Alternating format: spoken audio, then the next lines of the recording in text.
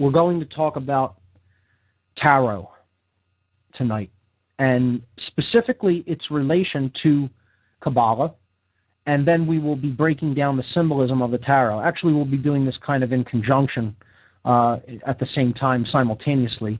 I'll be breaking down the symbolism and relating it to the tarot tradition, to the Kabbalah tradition, I should say. So we looked at the tree of life symbolism of Kabbalah last week and understood, hopefully, how this is connected with the human psyche and human consciousness. It is all about the self. It is knowledge of self.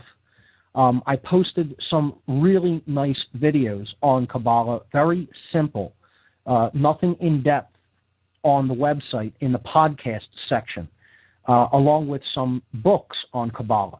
So for people that want to study further, they can go up to my website, they can click onto the podcast tab, and I believe the show last week was show number 42. So that is up on the site, and there is a host of documents up there for your perusal and download. And you could throw them on any kind of a digital reader or read them on your computer and learn more about the Kabbalistic tradition. There's also some movies that are very simple on what Kabbalah is, what it can do for you, basic material, very introductory, okay, for the student who is just beginning, the new initiate, so to speak. Okay, I would hope that people will avail themselves of this information and study it further, because it is a powerful and rich tradition if it is understood in the proper light and used in the right ways. So that's what this is all about on the show. Knowledge is simply a means. What we do with it is what really matters. Okay, that's what true wisdom is all about. And this information can be used for great good or great evil. It depends upon the consciousness of the wielder of said information. And I will continue to repeat that theme ad infinitum on this show, because we have to understand what the occult is in a much more mature way. And I think that we need to expose it further and further and further, and take this into the realm where it becomes truly widespread and distributed information.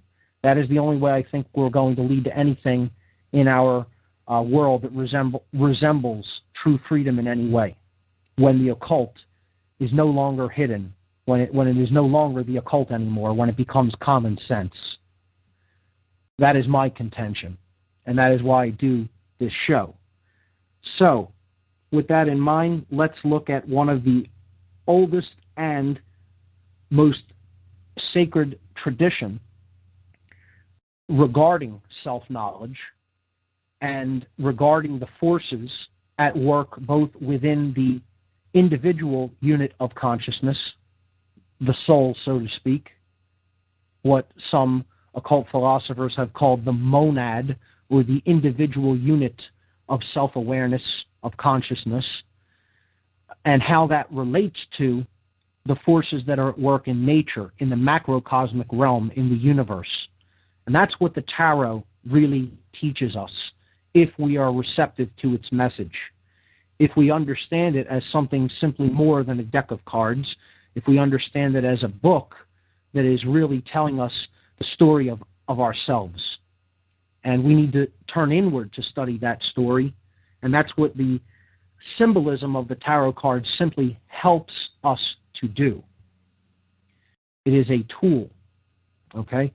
And it has been referred to, as I said, as the book of life, okay, as the book of truth as well. And we can start to look at the imagery of the cards and how rich and detailed they are if you've downloaded the PDF document with the deck. What I want to just do, and again, I could never possibly, just as a caveat to all of this, I could never possibly give anyone all of the knowledge of the tarot, and no matter how many shows I did it. I can only hope to whet someone's appetite to study this further on their own, because you can make a lifetime study of the tarot. Because you can make a lifetime study of the self.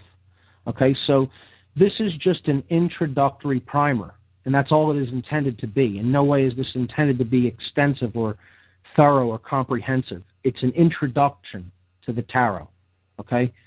For the student that wants to look further into this and will take it seriously and go deeper and understand that this is a tradition that teaches about the self, they are more than welcome to do so. And I will, as I did with Kabbalah last week, I will post some introductory material on tarot for people that want to look further into it, and that will be posted along with this podcast on the podcast section of my website. So, what is the tarot? The tarot is a deck of cards that tell a story, a tapestry, okay, help us to explore consciousness, as I've said. And these cards are 78 in number in a true tarot deck. 78, okay? There are 22 trump cards, or what is called the major arcana. The arcana is the word for knowledge, okay? It is a Latin word. It means knowledge. This means the major knowledge, okay? Higher knowledge. And what the major arcana represents, or these trump cards, what it represents is the connection between the soul and the universe. So this is the correspondence principle that we've talked about in past weeks. Okay? The Hermetic principle of that which is above is like to that which is below, meaning that the universe is self-similar across all scales. Okay?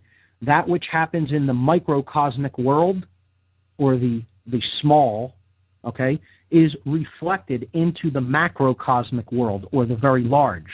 So that which is taking place at an individual level is reflected outward into society, and that's what our society becomes like, depending on how many people embody that particular modality of consciousness. It's very easy to understand, actually. You know, if you keep putting a certain type of energy into any given system, you will result with more of that kind of energy in that system. Okay, you keep heating a pot of water, you will get hotter water. Okay, you keep adding colder water to an existing pool of water, the overall temperature of the entire pool of water will become colder. It's quite simple if we just apply our minds to try to understand this.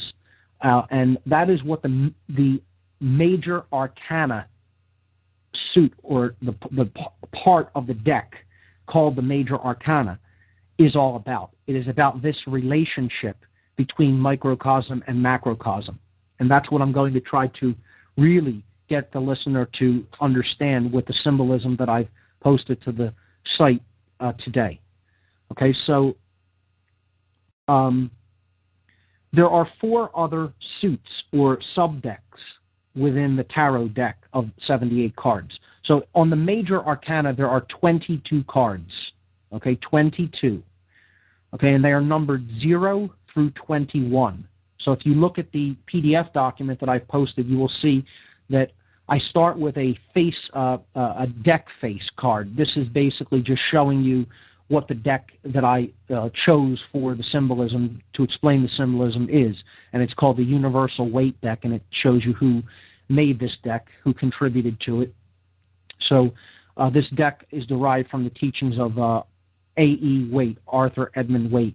And that's slide 1, or page 1 in this PDF document. Page 2 is where the major arcana starts, and it starts with card number 0, and then it goes forward all the way up to card 21, and these cards are numbered in Roman numerals, so hopefully people are somewhat familiar with Roman numerals. I could refer to the page numbers as well if Roman numerals confuses people, but that is how they are.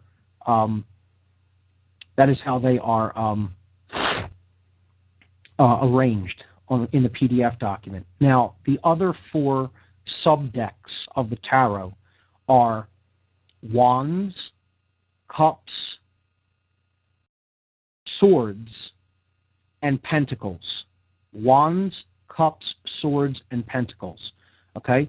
And you will see them below the 21st card, I should say the 22nd, counting the 0 card, of the major arcana. Wands will start below that, and then you will see cups, and then you will see swords, and then you will see pentacles if you're paging through or scrolling through this PDF document. What these 4 subdecks represent is basically, this is called the minor arcana. By the way, all 4 of these decks taken together is called the minor arcana. And these 4 subdecks represent different qualities of the self.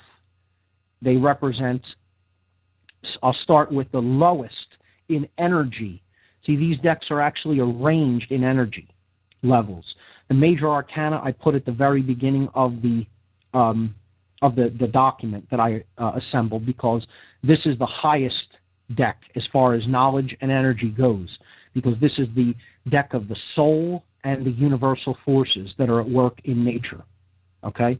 So nothing is really higher in consciousness and energy than that, and that's why it's considered the quintessence or the 5th element of the deck. Okay? The element that describes the soul and the forces of nature. Okay? So that's the highest in power. Going down from that, we have wands. Okay? And wands represents the element of fire. Fire. And you'll see fire symbolism in the wands as they are drawn. Okay?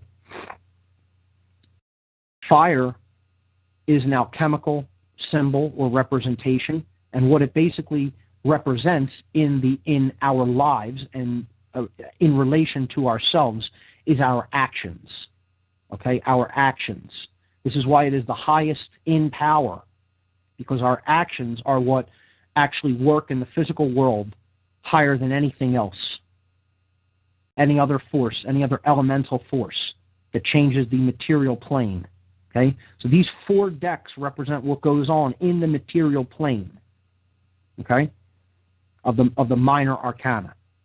Fire being the highest in energy, which is wands. Okay? In the regular playing card deck, just as an analog to the tarot, because that is where it is derived, although in a bastardized form, this would be the suit of clubs. So wands corresponds to the suit of clubs in the regular playing card deck. Now, what you will notice immediately is in the regular playing card deck, the entire major arcana has been removed. And that's critical. That is very telling, in my estimation, because it is showing you that the quintessence is not even considered important. The 5th element, spirit, soul, and natural law, which is what the major arcana represents. And it's been removed from the modern playing card deck. Now it's just been made something we play with, okay, instead of something that is taken seriously, interpreted, read as an allegory about the nature of self and natural law. And that whole part of the deck has been thrown away, except, of course, for the Joker card, okay, which is in correspondence to the Fool card, the first card of the major arcana. It's the only card that is kept from the trump cards of the tarot. So the correspondence between the playing deck, we only have 4 suits, okay, and that's the suits correspondences to the suits of the minor arcana. So going down to the next level, lower in energy, still important on the material plane, but not as high of a level as actions or wands, we have cups. Cups is below wands in the minor arcana. So the wands, the cups suit represents our emotional qualities. Okay, so while wands represents the plane of will or action, okay, cups represents the emotional plane, okay, or what is taking place within us, the spirit in which we do things, the spirit in which we take our actions. So the emotional qualities, okay, of the self are embodied in the suit of cups. Okay, now moving downward from there, we see the suit of swords. Okay, so swords represents our intellectual capacities and capabilities. Okay, so swords is our mind. Okay, and what we do with it. Swords is intellect. Okay, and while that's important, what we know, we have to care enough to do something with what we know, and then we have to actually develop the will to act. That's why swords comes even below wands and cups. Okay. So moving downward one more level, the final, and by the way, let's look at the associations to the playing deck. For wands, it was clubs. Okay. For cups, it's hearts, of course, because this is the emotional symbol, the heart. Okay. For swords, it is spades. Okay. And then finally, we come to pentacles. This suit is also called discs in some decks and coins in some other decks. Okay. So this is pentacles, coins, or discs, depending on which deck you may have access to. It's called pentacles in the weight deck. So this suit corresponds to our resources in the physical world. Okay? It's the physical plane. It's what we have as far as innate talents, innate propensities or capabilities, things we are seemingly born with or born able to do better than others. It is also our material resources in the physical world. Okay, so it could represent money, physical resources, food, a house, anything like that. Okay, what we have at our disposal to use in a physical sense. That is what the pentacle suit represents. Okay, so as the material plane, this is the lowest in consciousness / energy, and then we move up from there. However, this part of the deck of the minor arcana equates to the diamonds suit in the regular playing card deck. So at the bottom level, physical plane, okay, the material plane, again, this would correspond in Kabbalah to Asiya. We talked about the 4 worlds of Kabbalah last week. So this part of the minor arcana, the pentacles, would equate with the diamonds in the playing card deck to the material plane, or Asiya, the world called Asiya in Kabbalah, the plane of the material realm, okay, the physical world. Above that, we have the suit of swords. Swords is correspondent to the spades suit in the regular playing card deck, and this would be the world, the world of formation in Kabbalah, and that is Yetzirah. Okay, so this is the intellectual realm. Okay, this is intellect. All right. Upward from there, we go to cups. This is the emotional plane. Okay, this is hearts in the regular playing card deck. And then in the tradition of Kabbalah, this would be the 3rd world, which is Bria. Okay? And above that, the top level would be wands of the minor arcana. That's the highest energy of that part of the tarot deck. Wands represents fire. It's our actions. Okay, and in the Kabbalistic tradition, this would correspond to Atzilut, okay, which is the archetypal world. So that's the minor arcana. I'm not really going to say too much more than that, okay? We could also equate them to earth, air, water, and fire, okay? Earth, pentacles, resources. Air, intellect, swords, okay? Now we go upward, we get to cups, that's water, emotional qualities. And then up to wands, that's fire, and that's our actions. So here we have the same principle again, thought, emotion, and action, and what we do with what we have and what we know. It's a repeating theme over and over in case, you know, in listening many weeks, we haven't still seen this pattern or connection. And hopefully people see it and understand it deeply by this point if you've been following these podcasts. So that's the minor arcana, and you can get into it in depth. There's a whole lot more into it. It connects in with the tradition of astrology, and it connects in with different star constellations. It's a very fascinating study, the minor arcana, but that is not what I'm going to focus on here today. Rather, I'm going to focus on the deck that is left out of modern playing cards, the analogy to the tarot in the modern world, the playing card deck. We're going to look at the most important part of the deck and how this relates to the Kabbalistic tradition, which is the major arcana. So let's break down the cards of the major arcana. And again, I'm going to do this in conjunction, in connection with, in correlation to the Kabbalistic tree of life. And as we said toward the end of the show last week, there are really two different Kabbalistic trees when we study this in conjunction with the tarot. And they are what is called the microcosmic tree of life.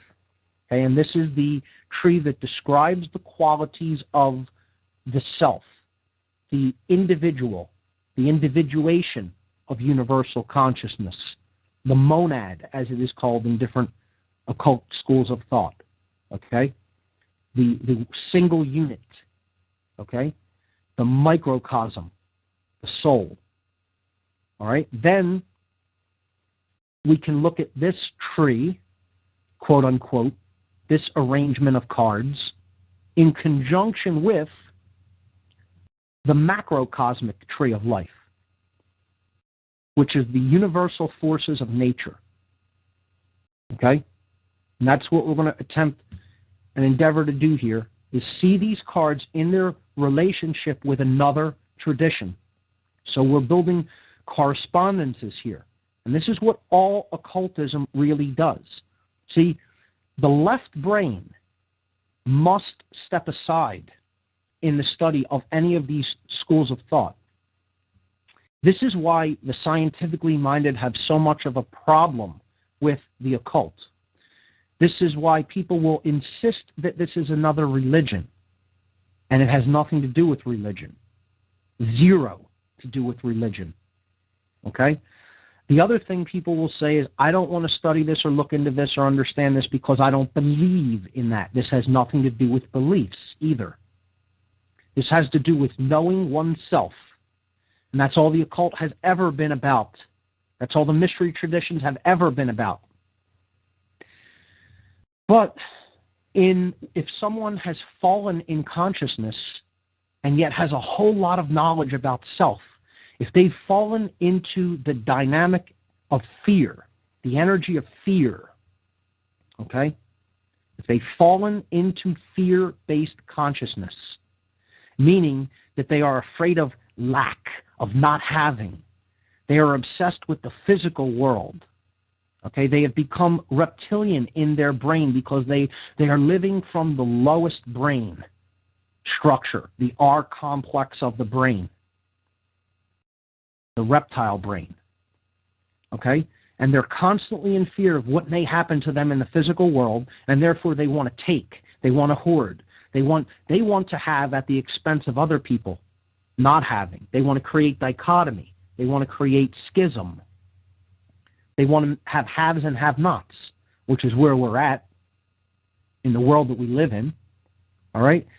When this kind of a consciousness gets hold of information like this, they will hoard it, and they will use it as a weapon against people who may not be as aware as they are about how the nature of the psyche works, about how the mind itself works. And then they will twist it, pervert it, and use it as a weapon. And that's what the dark elements of occultism are. That's what they are, and that's what they have done. And we need, again, I'll say this repeatedly, we need to be more mature in our understanding of what the occult is. It's simply hidden knowledge, and we need to understand it is how it is used. Too many people paint with a broad brush about this and say it's all negative, it's all bad. Nonsense. The reason that dominators want people to think that have a vested interest, like religions, have a vested interest in having people think that, is so you never understand the hidden knowledge that they do about how you work. And therefore you can be manipulated like a puppet by the people that do have this knowledge. And that's it, period. Accept that or don't accept it, but that's the truth.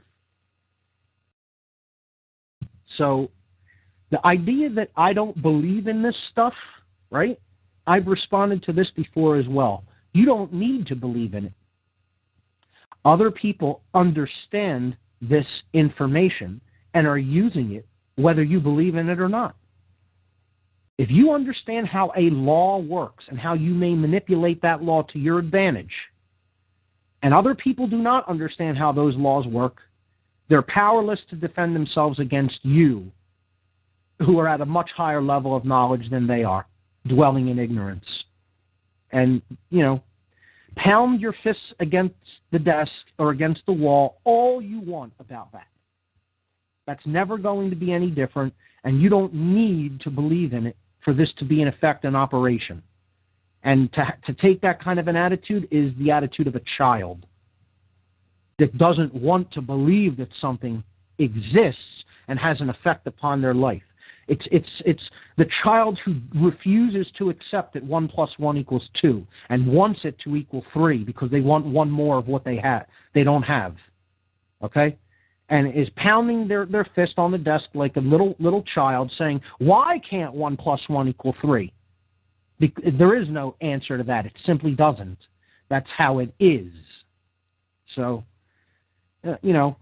for people that don't want to accept that the occult has any influence in their life, just, click the stop button or the pause button or the mute button right now and go and turn the television on and enjoy being dominated and then eventually exterminated by the dark occultists of this world, because that's the only thing that's on its way. So for those who do want to go further and understand how these principles work and how they've been manipulated, let's begin the delving into the major arcana, the higher knowledge of the tarot. Now, just before we do this, let's look at the word tarot itself, okay? Tarot essentially is, it's derived from the word for the goddess, okay? Tarot is a sacred feminine tradition, okay? It is a tradition that relates to the generative principle of nature, which ultimately is true care. So this tradition ultimately goes back to goddess worship, the goddess traditions that predate all the mystery traditions, okay? Because it's about the nature of creation. And creation has been seen as a feminine force because the universe came out of the void, nothingness, okay? Babies come out of the womb. We all come out of the womb, the waters of our mother. The cosmic mother of the galaxy gives birth to the stars and the solar systems in which life inhabits, and we have a chance to come into incarnation in the physical world and learn. So this goes back to ancient goddess traditions. And the oldest name, one of the oldest names in recorded history, in the goddess tradition comes from the Far East, the goddess Tara. Okay, very similar in pronunciation. Okay, same basic phonetic roots, Tara. And that's spelled T-A-R-A, for those that want to look into this goddess. She was a goddess of compassion, mercy, nurturing. Okay, it is all about the generative principle, which we've talked about. What is the prime generator of our experience? It is that which we care about. It is that which we focus our attention on, and that which we care enough about to take action in the physical plane to accomplish. Okay, so that's what gives birth to the will, is the heart, care. All right, so that is where the name Tarot really comes from. This goddess, Tara, has many different incarnations. Okay? In the Egyptian tradition, she is Isis, or Hathor, or Maat, okay? Or Ta'ut, she was called in older Egyptian tradition. Ta'ut, T-A-U-R-T, Ta'ut. Now, in other traditions in the Middle East, her name phonetically morphed and became, instead of Ta'ut with a U-R-T, we have a reversal, and it became Ta'ut, or with a soft T sound at the end.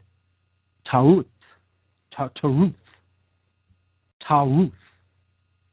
Okay, Ruth is another name associated with this goddess.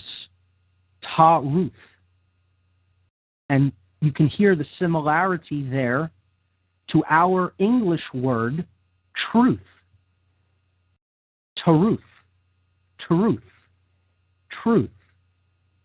Okay, it's just a blending. It's the same basic phonetic variant blended. So this is why this is called the Book of Truth. It's the Book of Taruth, the Book of Tara, the Book of the Goddess. It's ultimately the Book of Care. All right?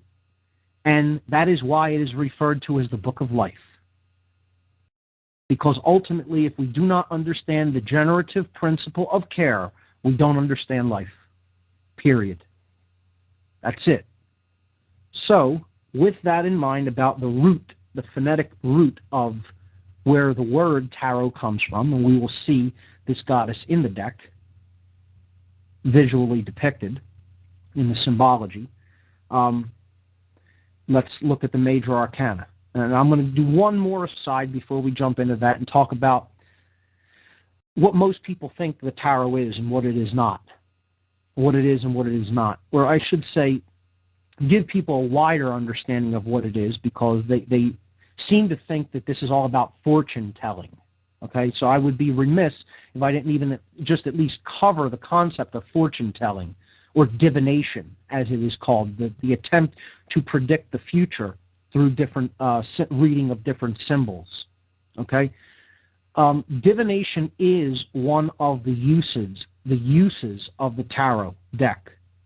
However, and you can use it that way, and there's nothing wrong with that. I don't particularly have any problem with the tarot being used that way. However, I think that this is a lesser usage.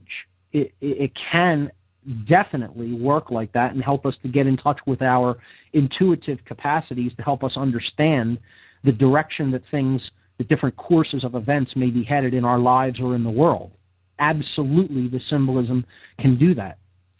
But I think that is an even lesser goal of the tarot. It is one of the lesser intents for which the tarot was originally intended to be used. Another thing we could just briefly touch on is the origin of the tarot, which I'll get to in a minute. But the original uses, the major use of the tarot is not for divination or fortune telling. It is for getting in touch with the self, okay? Understanding the self better through the interpretation of the allegorical symbols that are contained on the cards. And the reason that this was done is because in the past, you had to tell it encoded, because, you know, ruthless barbarian rulers of ancient times would have killed people, beheaded them, burned them at the stake, etc., all kinds of torture, put them on the rack for even daring to express this knowledge verbally or in a written form. So, in order to circumvent their barbaric mindset, they would encode the story that they were actually telling, an oral tradition story, okay, into symbols, which, as we say the phrase symbols, a picture is worth 1,000 words. Well, a symbol is worth 1,000 pictures, because there's so much contained within these rich tapestry of symbols that you could spend, a day discussing just the symbolism of one card, let alone the entire deck. It is a book. It is not just a deck of cards. It is literally an entire book, that you can read into repeatedly and in extreme depth if you are inclined to do so. And so that's the original intent of the tarot. That's why it was encoded into imagery. And the origin. People say, okay, this is derived only from recent times, the 14 or 15 or 1600s in Europe. And there's all kinds of claims to where the tarot, originated and what the earliest deck is. And the tarot, I'll just say this, and you can look into this and research the origin. The tarot is much older than people give it credit for being. Okay? It is derived from ancient mystery school traditions that date back to the ancient Middle East and definitely go back into Egypt. Okay? And this was absolutely used in conjunction with the Kabbalistic tradition, and I would say it probably predates what we consider the Egyptian civilizations. Okay? I would say this goes right back into ancient antiquity when, Egypt was referred to as the land of Chem, and probably even before that, to lost civilizations of which very little recollection, let alone records, even remain. So it is ancient. I would say it is thousands of years old, not hundreds. Okay? And you will see a lot of Egyptian symbolism in the tarot cards, kind of giving a nod or a tip of the hat to the Egyptian civilization as being one of the root lands, the motherlands of where this rich symbolic tradition was derived. So, with that having been said about the usage of the tarot and the origins of it, let's look into the major arcana now. Okay, so here we go. And we'll start with the Fool card, card number 0. So this is page number 2 of the PDF document. Hopefully people who are listening have had a chance to download it. I hope the server held up well and provided a decent download speed. The document is only about 6 megabytes. That's not too bad. I tried to compress it well. The images I think still look good.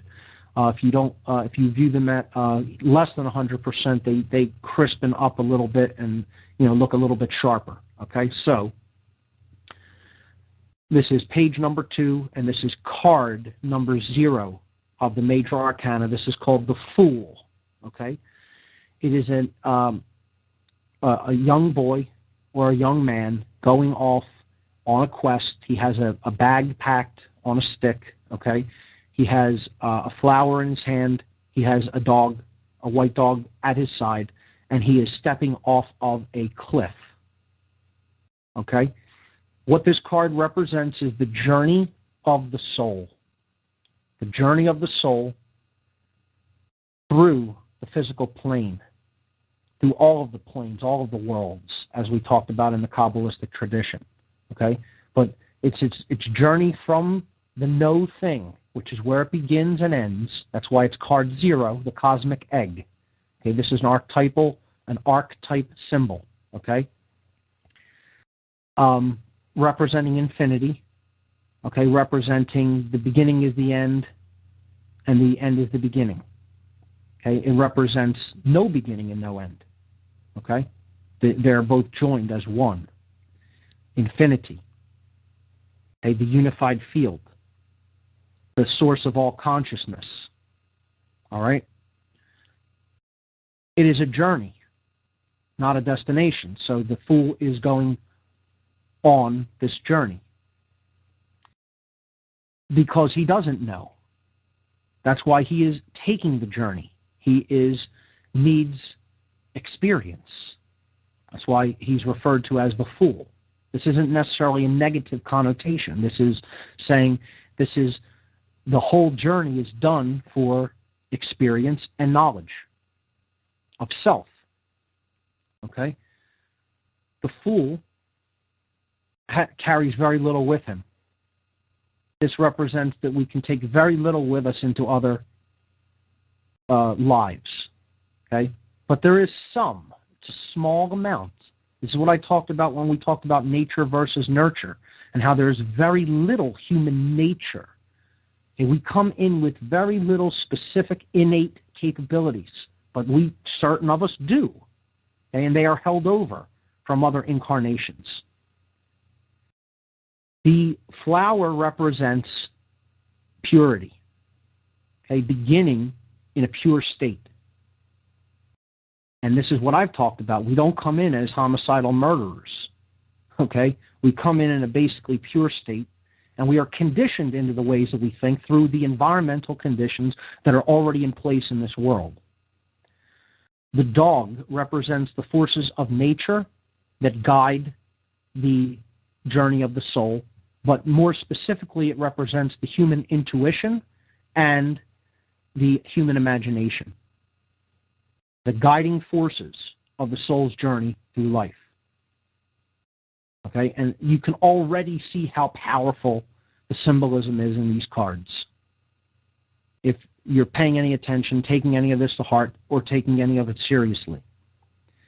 And scientific types and left brain types will just say, oh, it's all nonsense. Well, go right ahead, continue to believe that, and let yourself not understand the holistic nature of yourself, live as half a person in just the left brain, never make any connection to the higher consciousness of the right mind, okay?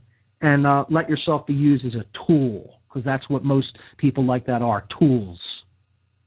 For other people with horrible intentions for them and everyone else that just know more about how the psyche and these forces work and how to manipulate people. And that's why morons like that will go and build atomic weaponry or hydrogen weaponry for psychopaths. Okay? Yeah, that got you a whole lot. You accomplished a lot with just the pure left brain. And you can say, hey, it's harsh the way you're wording it. Yeah, it's harsh. Right. I'm not here to make friends with people. Okay? I'm here to explain to people we're heading off a cliff into a ravine and not the one that the fool is headed off, because he's going into the abyss of the universal pool of consciousness is what he's stepping off into, that journey. He's not going over into a fiery abyss of pure destruction, which is what the human race is headed off into, because they won't make that journey that the fool is making. They won't initiate themselves to understand themselves. They want to remain in ignorance and think that they can prosper. And once again, nothing else to say about that except it doesn't work that way. Why? Because it doesn't. Because there are laws in this realm, and you're bound by them. The end. So people will still insist that that's not the case, and all I can do is acknowledge that there are idiots out there like that, and the word idiot means one who does not know the self. That's what the actual etymology of that word it comes down to. And that's exactly what people like that are, idiots. And again, I'm not here to make friends. I'm tasked with bringing this knowledge out into the light of day so that people who do want to study it can study it. And I'm going to call that which is the way I see it. And, you know, the left-brained, the left-brained imbalanced among us are never going to get this. They're not going to get this until they suffer enough. And the only thing I can do is wish that that suffering comes to them as quickly as possible and as brutally and bluntly as possible so that they can get over it and get on with understanding. If not, they'll probably choose to not learn and die in this life and, not having initiated themselves into this journey and have to do it all over again many, many times as it takes. Because they're never getting out of here without confronting this. So, the fool's journey is into self. That's what the fool's journey ultimately is toward. A higher understanding of self and higher levels of consciousness. The ultimate goal of the fool is to master the self, the lower level self. Self-mastery is what the tarot is teaching us. Okay? So, I would like people to refer to image number 1 on the website, if they have access to it, to go up there to the radio listen page and look at image number 1 for tonight's show, which is the microcosmic tree of life. Okay.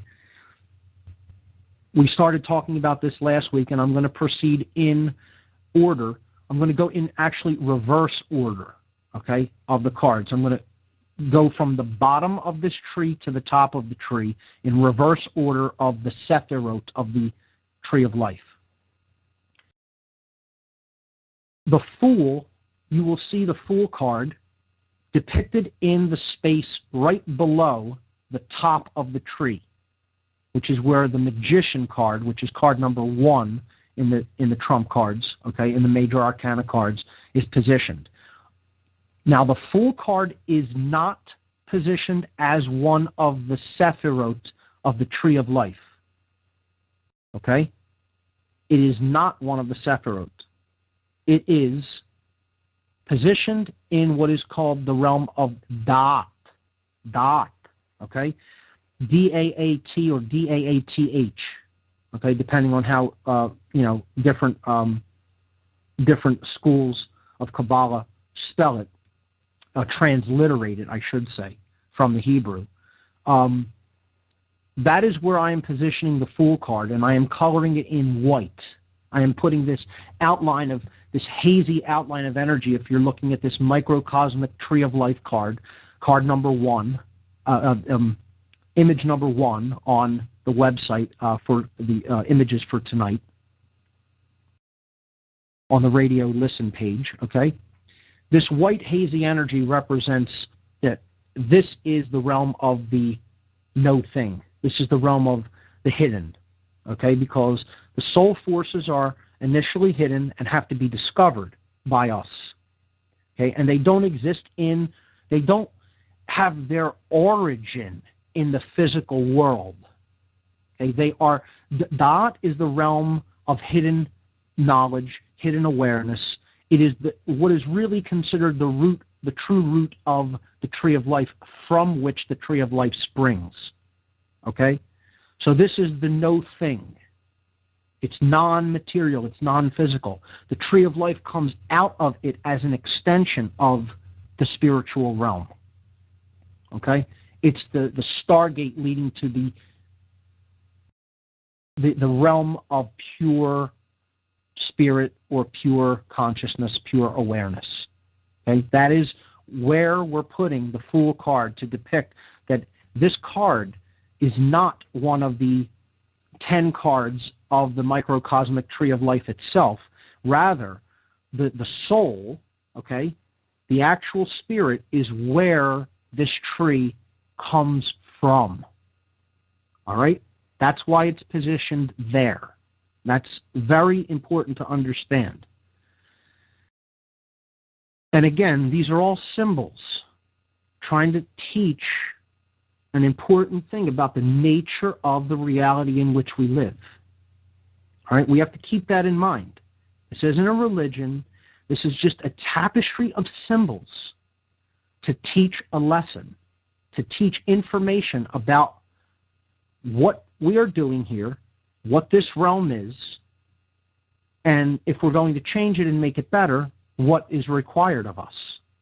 And we need to receive that knowledge from the higher self, okay, which is what that realm of Da represents. That's what the whole Kabbalistic tradition is, the process of receiving. That's what the word Kabbalah means, okay? So, let's start at card number 10, Roman numeral 10, at the bottom of the microcosmic tree. This is what I gave the deck of the tarot cards to the listening audience to refer to, okay? So, because of the discrepancy of the first two cards, the first card in the PDF document being the face card, and then the second being the 0 card, which we just talked about, card 10 in the Major Arcana is on page 12. So we're always going to be 2 pages. The page numbers will always be 2 pages greater than the card. Okay? Just keep that in mind. All right? So if you go to page 12 on the PDF document, you will see card number 10, the Wheel of Fortune. So the Wheel of Fortune represents the material plane. This represents the physical world. It corresponds to, as we see in image number 1, on the microcosmic tree of life, Malkuth, which we talked about last week, being the physical world. It is the world in which we operate. It's the world in which we have to use all of the other forces to make change happen. And it is the realm in which we experience suffering that is proportional to the level of ignorance we exist in. Okay? The level, I should say, of ignorance, apathy, and laziness/cowardice that we live in. To the extent that those qualities are present in us, we will experience greater suffering. They are inversely proportional. That's directly proportional. Okay, the suffering that we experience is inversely proportional to how much intelligence, care, and will and courage we have. Okay, so as we have more of those, we have less suffering. As we have less of those, we have more suffering. Okay, what is depicted on this card is the wheel of suffering, the wheel of, as it is called in the Buddhist tradition, samsara. Okay? And it is also a reference to us as to the direction that we need to go if we are to get out of that perpetual cycle of suffering. We have to seek Tara. Okay, that's why the word tarot is on the card. We have to seek the truth. We have to seek the goddess, so to speak. Okay? We have to seek the sacred feminine generative force that is hidden in nature and in our nature, in the heart, in order to get out of that realm, that cycle of suffering in the physical domain. And that's what this Sphinx represents. He is a way shower, so to speak. Okay? He has this sword of truth. And we have to intuitively recognize that there is a pathway to higher consciousness, know that we're not there, we're not in it, in the beginning of our in the beginning of our journey as an initiate, okay? And have a leap of faith that the fool is taking, because that's what that is. It's not a suicide. It's a leap of faith that there is such a thing as truth and that we can understand it. And that is what will help us to get out of identification with the purely physical and material. We see around the outside of the card the angels of the corners, as it is referred to. The bull represents Taurus, okay, because these are constellations on the zodiac. This is the Great Cross. And we see the 2 crosses depicted in the middle of the Wheel of Fortune. Now, what I'm realizing here is that this is all of the symbolism, which I think is very important, is probably going to take a little bit longer to describe. We will probably go into a second week on tarot. Hopefully I can wrap up the microcosmic tree tonight, and then next week we'll look at the macrocosmic tree. I think this is very important, and it really will begin to take the listener's mind into understanding symbolism and realizing how rich symbolism really is, that it is a language in and of itself, and that we have to become versed in this symbolism. We have to become symbol literate. Okay? It's an entire language that we need to learn, because the dominators, the dark occultists of this world, are always using this symbolism. All around us, they're using it. And they're using it to subvert human consciousness so that they can continue to get away with what they've been getting away with. And we need to learn this language if we're going to really, truly be able to break out of their mind manipulation. So this is why I'm doing this now. There's a reason. There's always a method to the madness on this show. Okay? I'm doing this in a very specific linear progression that is set up in kind of a left-brained way, because the mind has to be taken out of its conditioning in a very specific way. Because if you don't establish building blocks and you start talking about something here way down the road, and the foundational principles have not been established early on, somebody just listening is going to say, what are you talking about? You know? That's why it's important to listen to the podcasts of this show in order. So new listeners may, find themselves at a disadvantage. Maybe they can grasp some of it. If they've familiarized themselves with some of these terms and concepts in their own readings or in their own life through different forms of media. However, a brand new beginner, probably would want to go and listen to the early podcasts and, take the journey from the beginning up to this point. But I'm doing this so that we can get a richer understanding and appreciation of how symbolism works and how it is used, so that when we go into the symbolism section, that will be easier for the listener to grasp. Also, I will be really breaking down a lot of occult symbolism in the symbolism section, and that's why I'm doing this now, to basically familiarize the listeners with a lot of occult symbolism, so that will be easier to grasp when we get to that section. Okay, so back to the Wheel of Fortune card. Okay, we have the angels of the corners. These are also the gospel writers: Matthew, Mark, Luke, and John. These are the 4 archangels: Michael, Raphael, Ariel, and Uriel. Okay, these are the 4 elements: earth, air, water, and fire. Okay, on and on, the 4 seasons: spring, summer, fall, and winter. Okay, so Taurus is earth. Okay, it is the spring season, the midpoint of spring, the middle house of spring in the zodiac. All right, the lion represents Leo. This is fire. Okay, so this is the midpoint of summer. Okay, the eagle represents Scorpio. Aquila, the eagle constellation, is near the constellation of Scorpio. So this is fall, and this is water. Okay, and the angel represents Aquarius, the water bringer, and this is the midpoint of winter. Okay, so this is air. So again, this is how they relate to the 4 minor arcana decks. Taurus would be pentacles.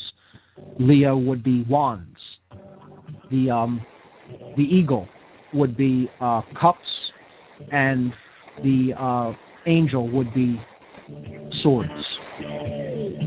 Hearing the intro music for this break, we'll be right back on What on Earth is Happening. I'm your host, Mark Passio. Right back after these messages.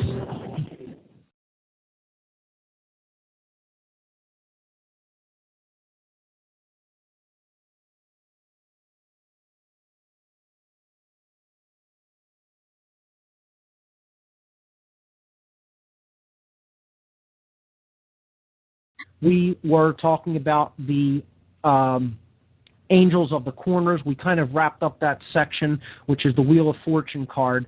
Just the important thing to keep in mind with this card, it represents the physical plane. It represents the soul's journey into the state of incarnation, or being born into the physical world. And it alludes to the pathway out of it being through the Keeper of Truth, which is represented there by the Sphinx, one of the keepers of the halls of knowledge, the halls of record, so to speak, as symbolized in ancient Egypt. Now, on the wheel itself, you will see the name tarot written as a circle, T-A-R-O, and then back to the original T, okay? Now, again, there's many things in here, okay? Hidden things, hidden little gems. You'll see the 4 Hebrew characters, Yod, He, Vav, He, which is the Tetragrammaton. We talked about that last week in the Kabbalistic tradition. These are references to the 4 worlds of Kabbalah. These are references to the 4 elements of nature. These are representative of the name of God in Hebrew, which is transliterated as YHVH, Yahweh or Jehovah. We see the 2 crosses, okay? The 2 crosses representing the solar cross, or what is known as the cross of the solar system, or the cross of St. George, the straight up and down cross like a plus sign. And then we see the greater cross representing the cross of the galaxy, okay, which is a reference to these, quote, angels or constellations of the 4 corners of the zodiac. And that is called, that X-shaped cross is called the cross of St. Andrew. Okay, so I will break down the word tarot on this wheel in just a moment, but I see we have a caller on the line, so here we go. Continuing, on this Wheel of Fortune card, there is the word tarot, T-A-R-O, okay? Now, if we look at the other arrangements of the letters on this wheel, okay, we can see that there is something in it. There is a hidden, a full sentence, not only just words in other languages in it, but there is a full sentence, okay? So the first word that is hidden in this arrangement of letters is rota, R-O-T-A, which is Latin for wheel, okay? And we see a depiction of the wheel on this card, as we've already referred to. So rota means wheel, okay? So the word tarot is in there itself. So the wheel of tarot, okay? What other words or arrangements of words are in here, okay?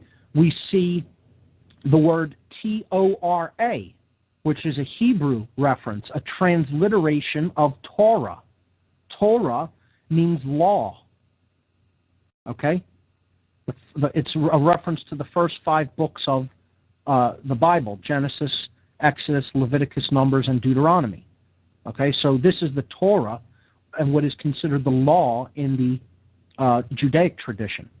Okay, another word for Torah, another concept that it is connected to, is the truth itself. Okay, and again, the goddess was considered the goddess of truth, justice, and natural law, and her name is made reference to with T-A-R-O, tarot, which is where the word tarot is derived from Tara. Okay, but also her name is hidden in A-T-O-R, Ator.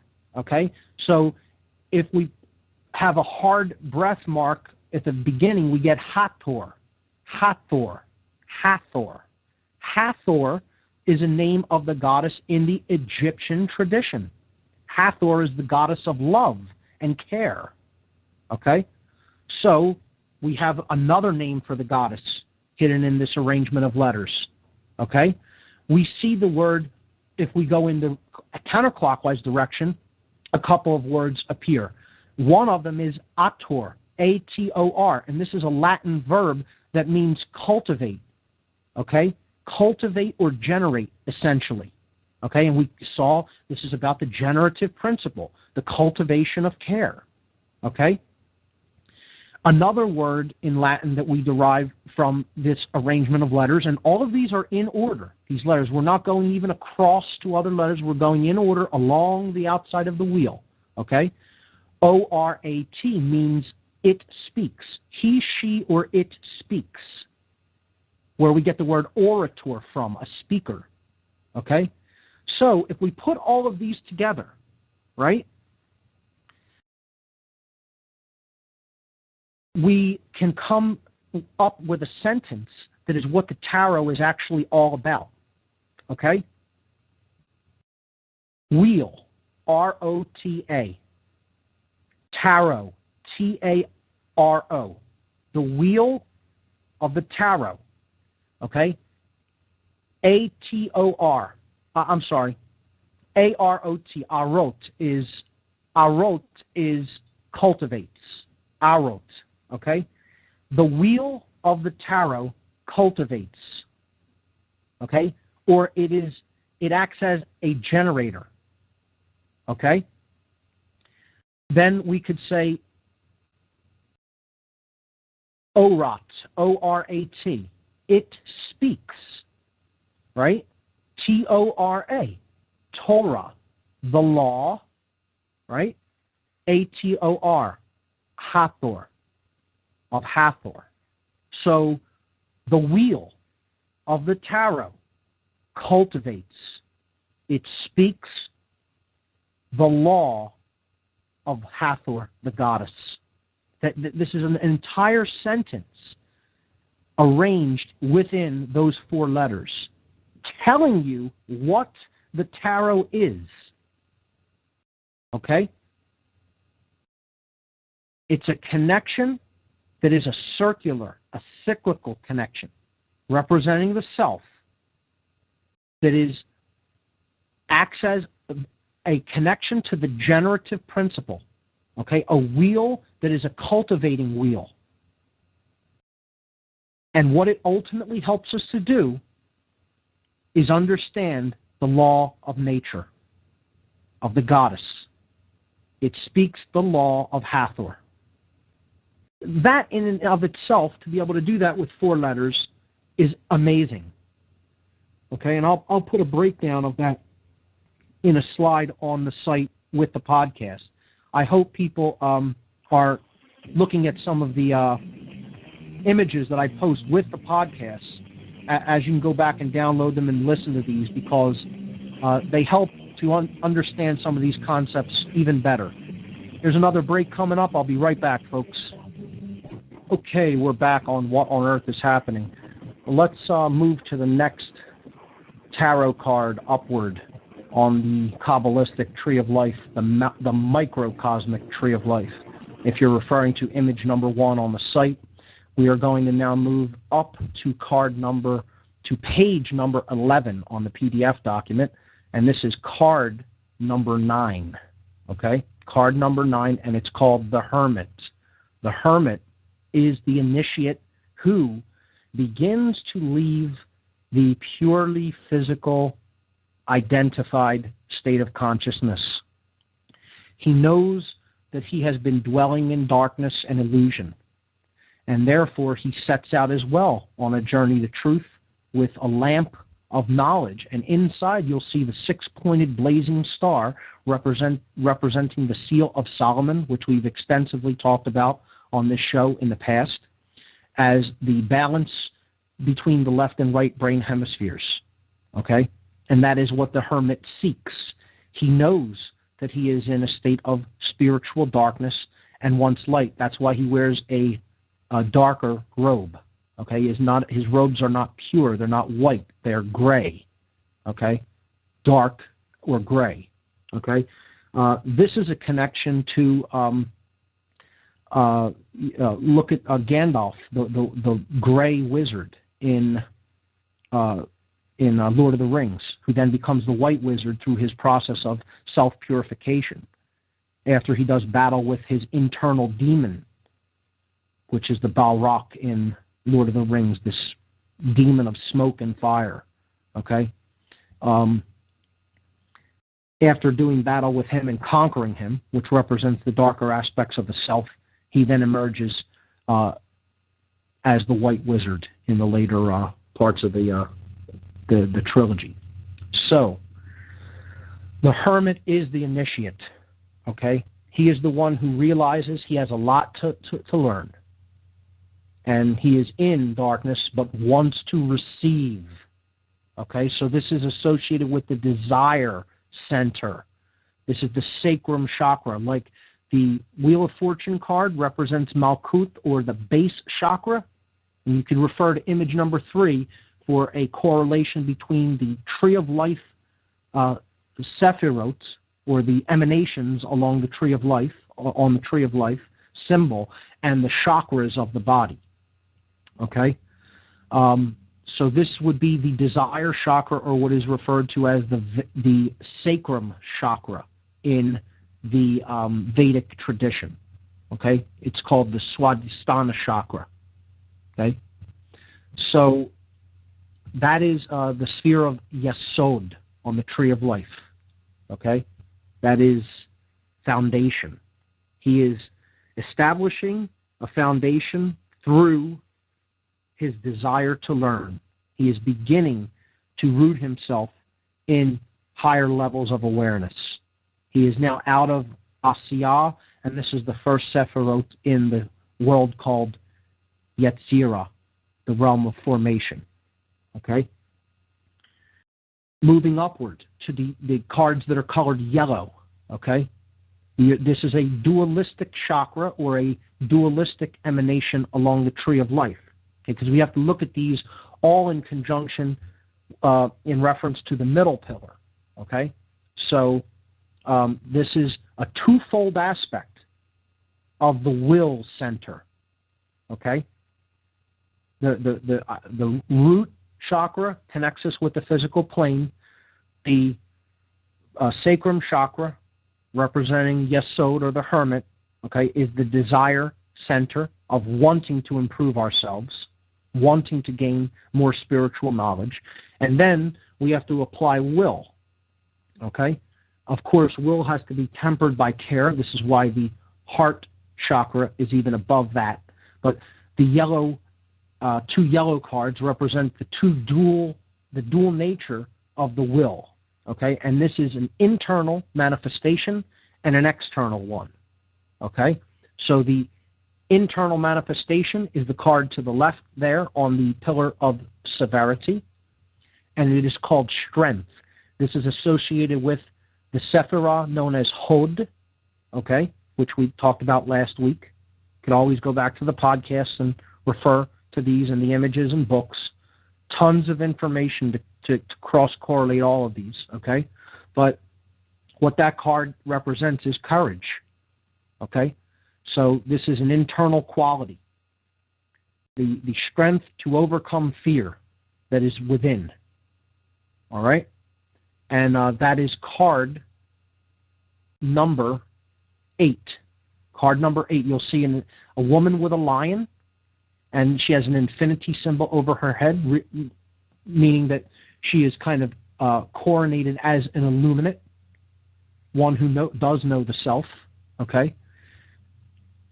She is holding the jaws of a lion closed with her bare hands.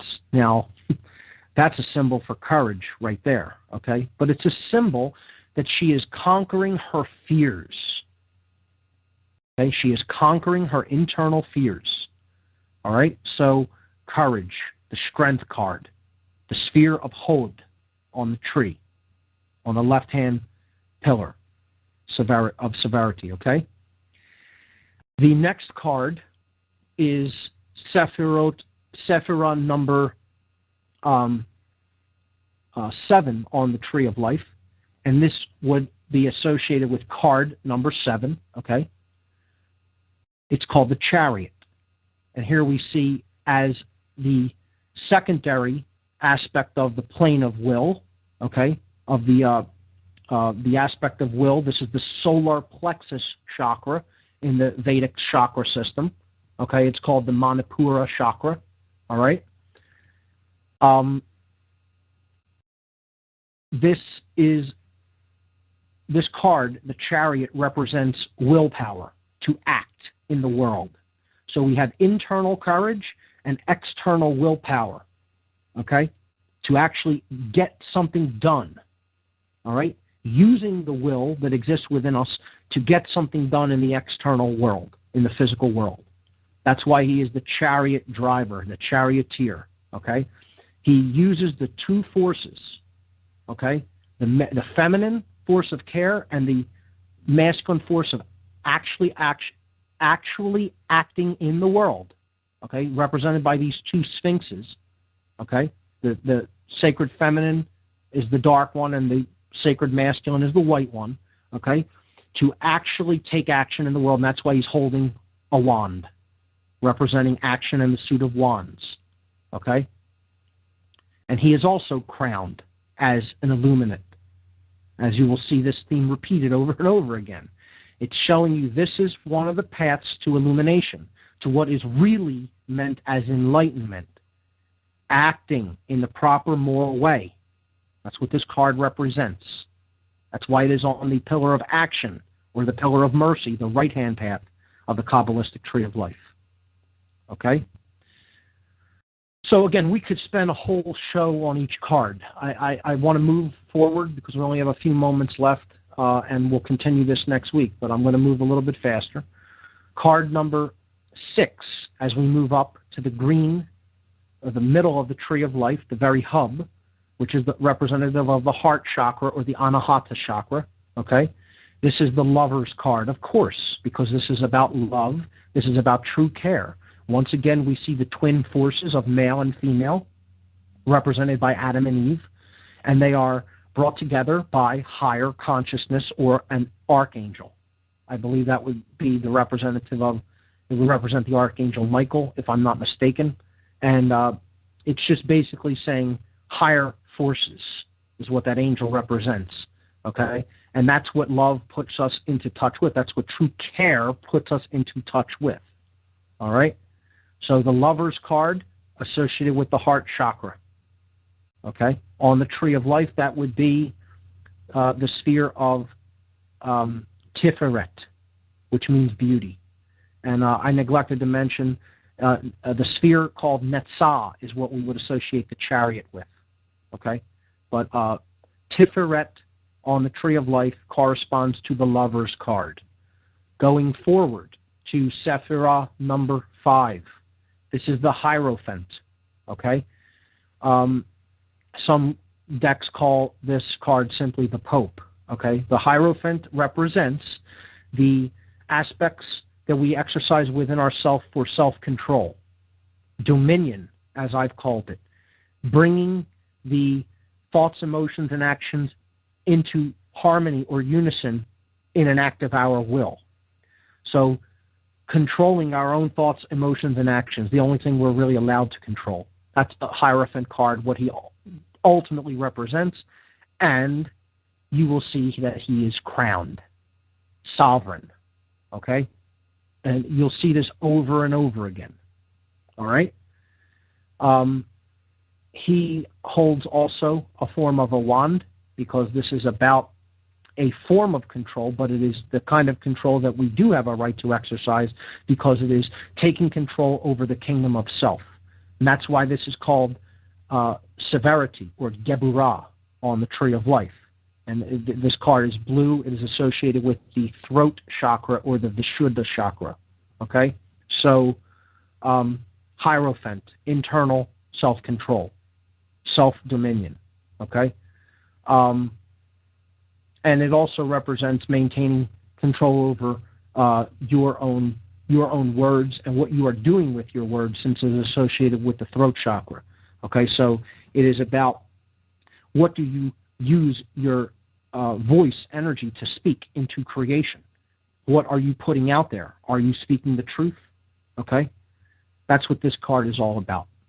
All right, now the next card, card number 4 in the major arcana, is the Emperor. And this would be associated also with the throat chakra, as this is another dualistic rung on the tree of life. Okay? This card would be associated with the sphere called Hesed, which is mercy. Okay? On the the pillar of mercy, the right-hand pillar on the tree of life. And the Emperor represents influencing others, being an influence in the world, okay, through what you know, what you care about, and what you do. How does your life inspire and influence other people? Are you an example, like a good king, okay, setting an example for others on how to live and what to spend your time doing and what to spend your the resources that you have on, and what to do with your mind, etc., and how to use your voice? Okay, so this is the external influence that we exercise upon others around us in whatever way. All right? The Emperor. Again, he also has a form of a wand, and he has a globe representing the earth. And what this really represents is that our actions go beyond us and influence the world. All right? He is also crowned as Emperor, okay? Associated with Aries as well, the ram, a fire sign, okay? It's on the active pillar. So that is the Emperor card, and that completes the throat chakra, the two aspects of the throat chakra: internal self-control and then influence of others, okay? How we speak to ourselves to help ourselves move forward in consciousness, and how we speak to others to influence them, and do we use that in the capacity of truth? Do we use that to really make a contribution and to leave the world better than we found it? Going up to card number 3, the Empress card, okay? Clearly we see that this is associated with the goddess, as is the next card upward. We have the heart and the symbol of Venus itself, the planetary symbol for Venus. Clearly this is the symbol for Venus. Again, crowned with stars, because it's one of the planets, again, connected with the stellar cult, the astrotheological cult of stars and planets, as we talked about in past weeks. This card is connected with the Sephirah called Binah. Binah means understanding, okay? So this is simply, and again, this is these two chakras, these two cards in purple here are associated with the third eye chakra, which is the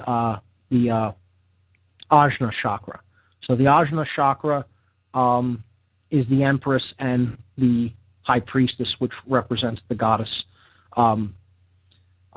This is, about the realm of knowledge, because we're up at the third eye level of the tree of life. And again, the Empress, in being a correspondence to the Sephirah Binah, is simply what we know. Okay? It's an internal quality. That's why it's on the pillar of severity. Going up to card number 4, here we see the goddess in the middle of the Temple of Solomon, the Freemasonic pillars of Jachin and Boaz, okay? Also representing the tribes of Benjamin and Judah, okay? With the moon, because she is the moon goddess, the cross on her chest representing the heart chakra, and also the giving birth to the sun savior on the cross of the zodiac. Torah written on the book she is holding, because she is the goddess of truth and law, okay, as she is connected with Ma'at. The tree of life is behind her, you'll notice, and it's depicted as pomegranates. And if you checked out the page on my podcast section for last week, I posted a book called A Garden of Pomegranates by the occultist Israel Regardie, which talks about the tree of life and Kabbalah in general. Rich symbolism all over the card. This is the goddess of truth. This is Tara herself, okay, depicted in the deck. And she represents the sphere on the tree called Hokmah. Hokmah is wisdom, because, of course, she is the Logos Sophia, the word of wisdom itself, okay? Wisdom is what we do with what we know. So this is the active quality. The Magician card, he is crowned, as you see, because he is connected with the concept of the crown, or the Keter Sephirah, on the top of the tree of life. He is illuminated. He is covered with white. He may be wearing a red and white robe, but he is completely surrounded by a white glow. This means he has become the illuminated one.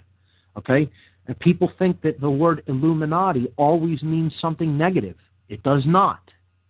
There are positive illuminates in the world. Okay? People who do know the self.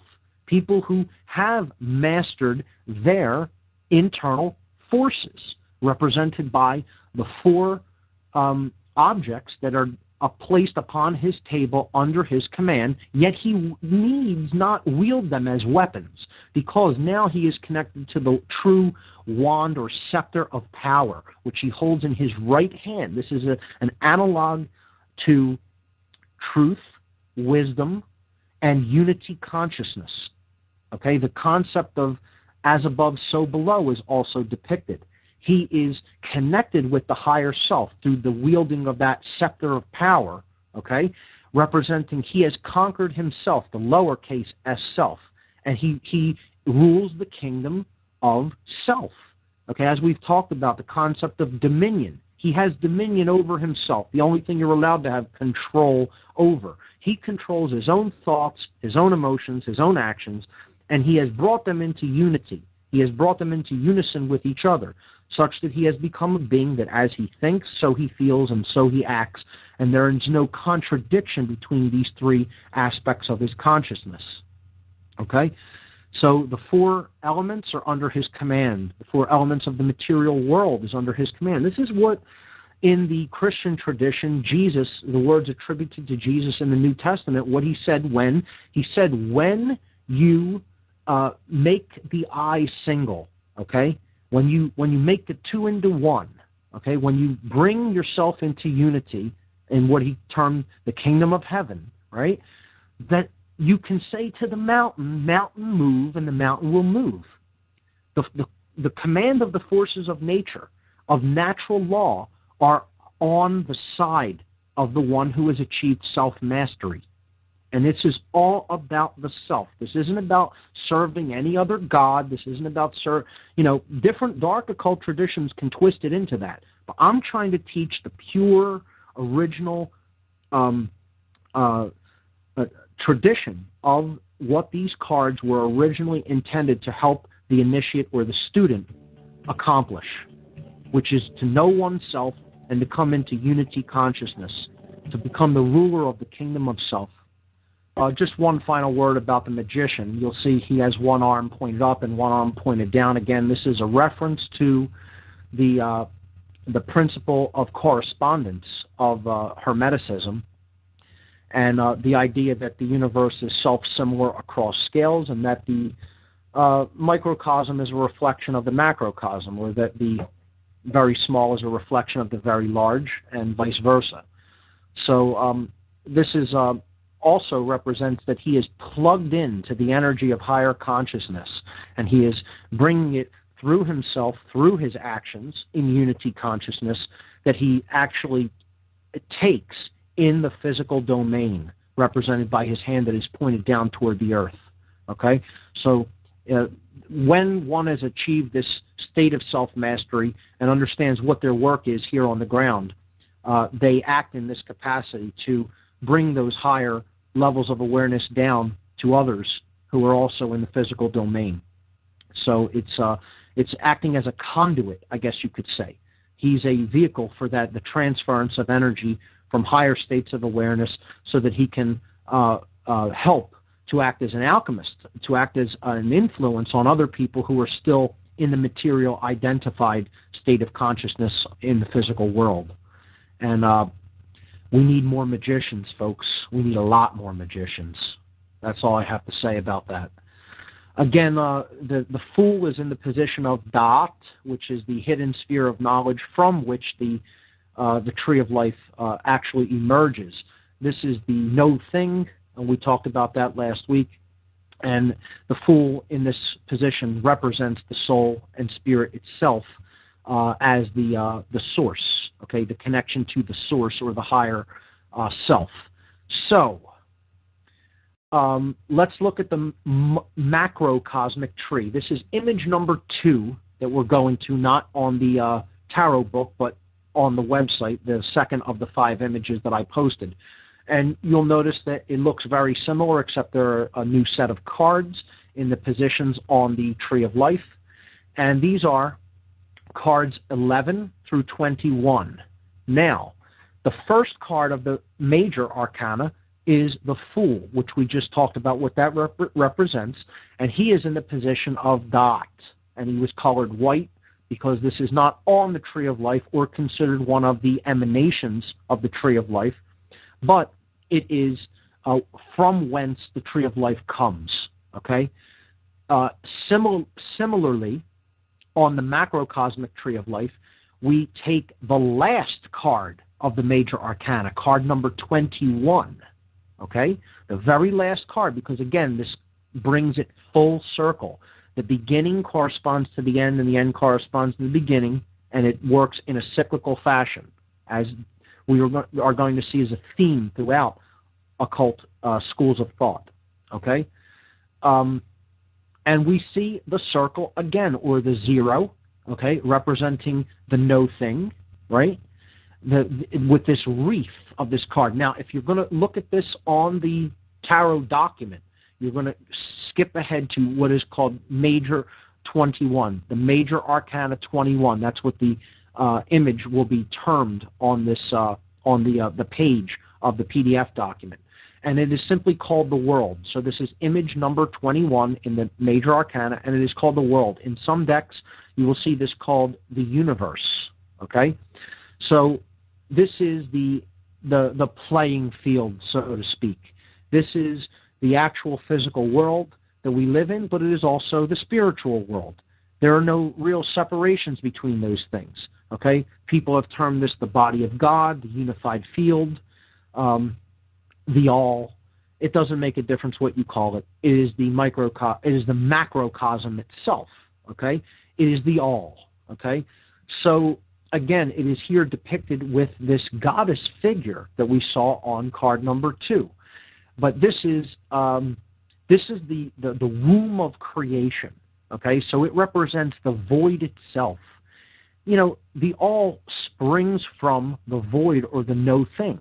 It's not really physical. We talked about that when we talked about physical worldly identification through matter. How people get so left brain identified that they purely identified with the physical world only. But this world is anything but solid. We looked at some aspects of quantum mechanics when we looked into the section on ego identification and identification with materialism. I called that section of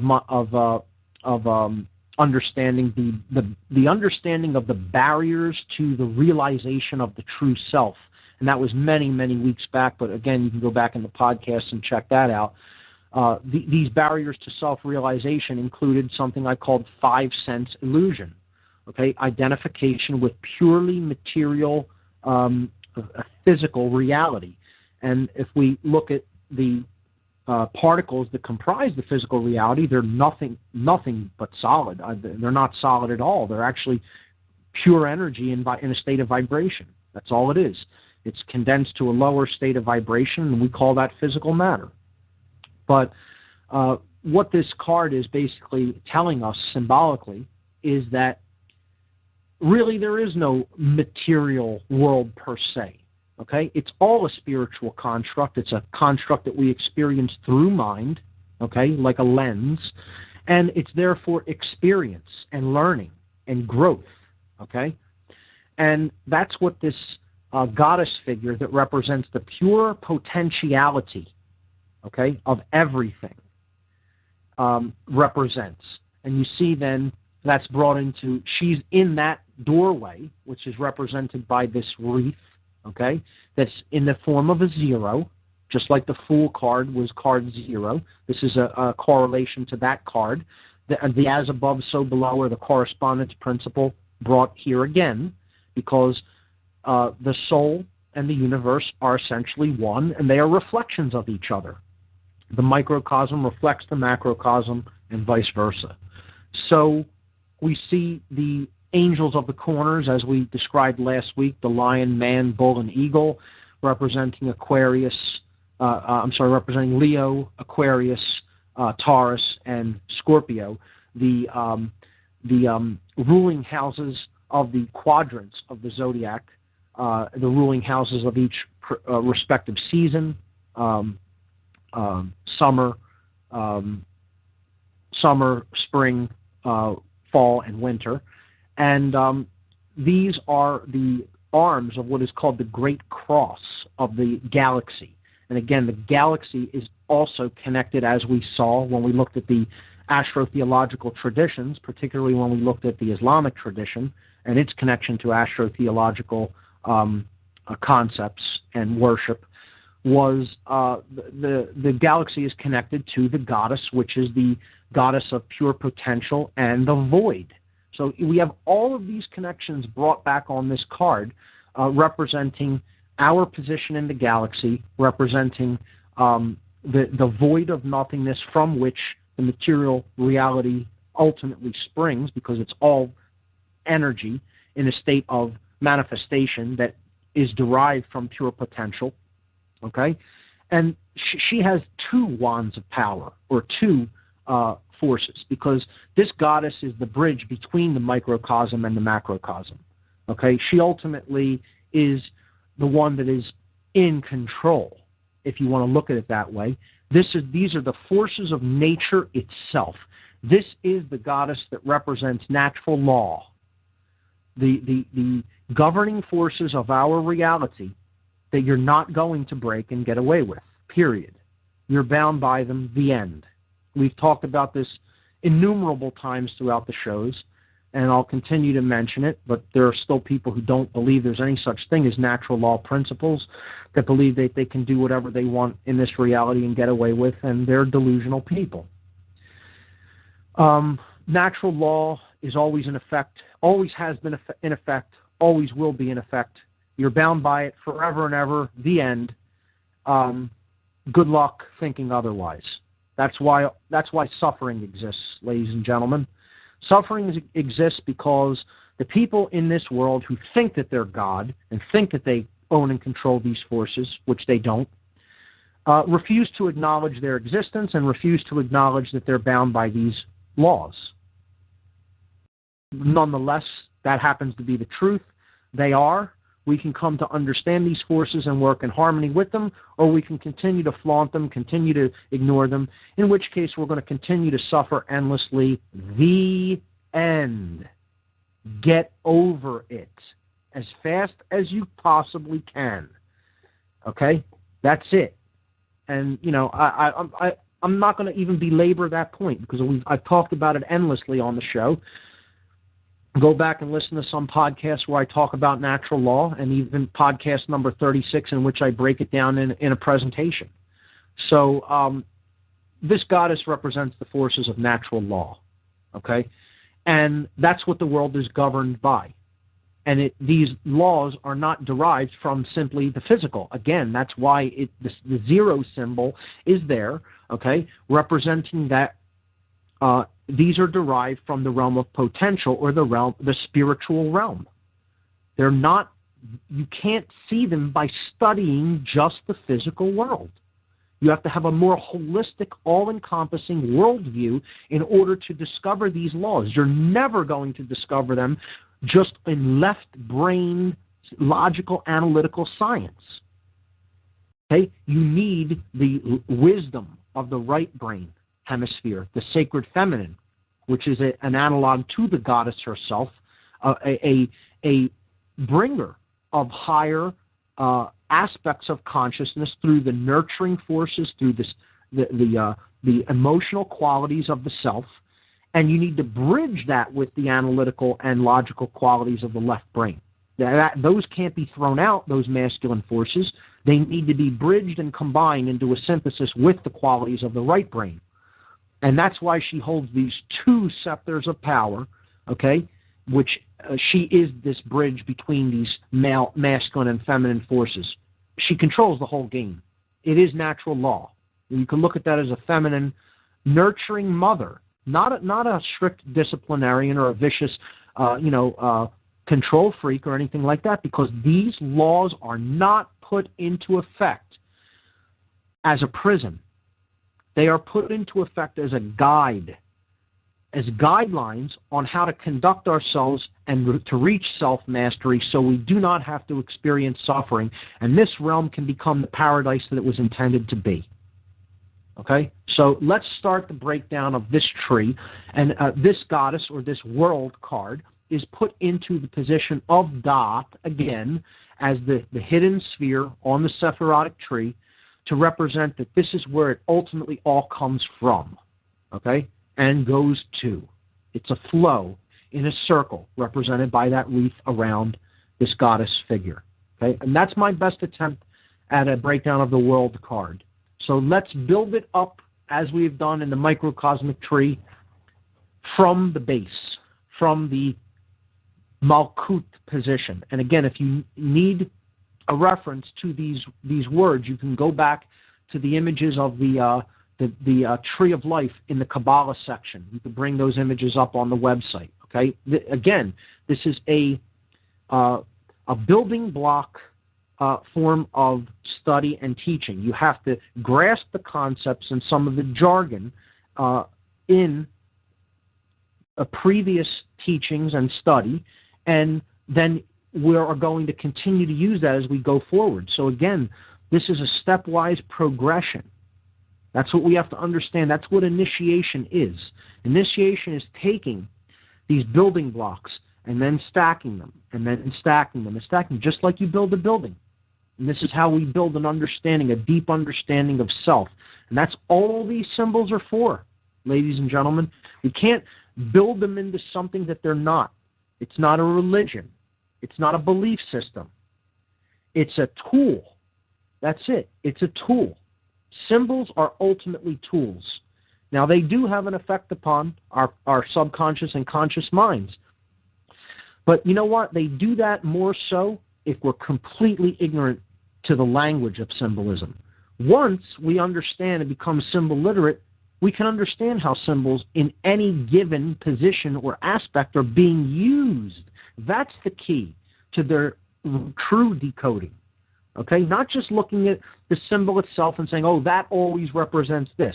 No. A symbol may be used in one place to represent something, and then it can be used in a different place and represent something altogether different, depending on who's using it and for what reason. We need a more mature understanding of the language of symbolism. I can't stress this enough. And too many people in the so-called freedom movement who think all the occult is negative, it's all horrible, it's all of the devil, it's all, satanic, do not understand, because they have not really initiated themselves into this rich language of symbolism and these teachings, and they do not understand that these can be applied to be a force of great good. And I'm sorry, but I'm never going to admit or acknowledge that some of what these people are saying, that it's all negative and it's just all trying to put spin on something that's evil. That's not the case. This is a child's interpretation of something that they know very little about. Okay? And you'll know who I'm talking about, and you can go out and look at all different kinds of researchers that talk about this as purely being negative. Okay? Now, knowing what I've come forward and said on this show about human freedom, do you think I would come and start to teach a tradition that is purely negative and can only be used for ill? Of course not. Okay? I'm trying to help people gain a more holistic understanding of what the occult really is and what it's really used for in its pure form and what it is being used for in its adulterated form. Okay? Because there's a world of difference between those two usages. And again, I think we need to grow up and we need to be a little bit more mature about this. Okay? So with that having been said, let's break down this macrocosmic tree now. Okay? In the Malkut position, which is the very bottom of the tree. Okay? For the people who haven't yet, I guess, mastered the jargon, and again, these are just Hebrew terms from way back that relate to concepts. That's all. Don't get caught up in the jargon. Okay? we're looking at the very bottom or the base of the tree along the middle pillar. Okay? That's depicted there in red on image number 1. On image number 2, I'm sorry. Okay? So this is the judgment card. And if we look at, if you're following along with the PDF document, you go to the judgment card. This is card number 20. That's in Roman numerals, 2 X's, okay? And it says judgment on the bottom. It's an angel with a trumpet blowing the trumpet.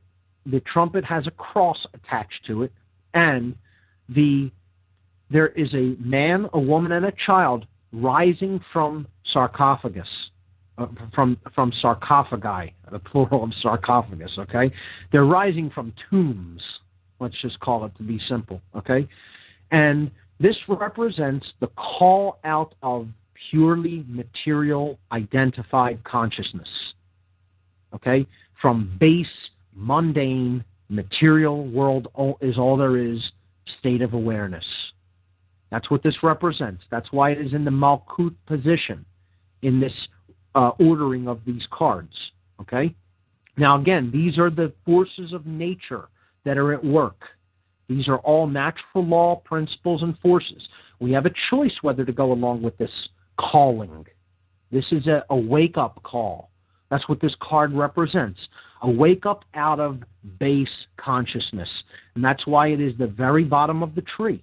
You can't really do much of anything or make any movement upward in consciousness until you at least hear and begin the process of responding to this call, which is the initiate's journey, okay, toward higher spiritual understanding. That's what this card ultimately represents. The cross is a symbol of crossing over to something new, a bridge. You cross a bridge, okay? You go through a gate. You make a crossing. It's a journey from one paradigm or one worldview, one way of seeing the world to another way of seeing it, okay? That's why the cross there depicted with the horn, that is a vibratory energy. Some researchers like David Icke have called this truth vibrations. And I love the term. I love the concept. I love the way he describes it. You should read his book, Truth Vibrations. It's fantastic. His first book that he put out after his wake up to this form of vibratory consciousness. Okay? Great person. Unimaginable level of courage to do what he does and stick with it through all of the ridicule he's gotten over the years. He's one of the people I consider an influence and an inspiration because of his courage to speak his mind regardless of what anyone thinks of him. And I'd like to think that I go in those footsteps, so to speak, because I don't care what anybody thinks of what I say and talk about. You know, I'm going to speak it, period. So this is what the judgment card is about. And it's not a negative card just because it says judgment. It's the beginning of our exercising judgment, of wanting to know the truth. Okay? If we don't do that, then it can be seen as a negative card, because then we are going to experience the judgment of natural law when we ignore it, refuse to come into understanding and cooperation with it. Again, two meanings. A lot of times symbols have dual meanings. So again, we go along with this wake-up call. We exercise positive judgment. We can rise up from our state of being dead, okay, spiritually. And again, this is what the dark occultists call us. They call us the dead as a whole. That's what they refer to the mass of humanity as, the dead. Wonderful, wonderful people, okay?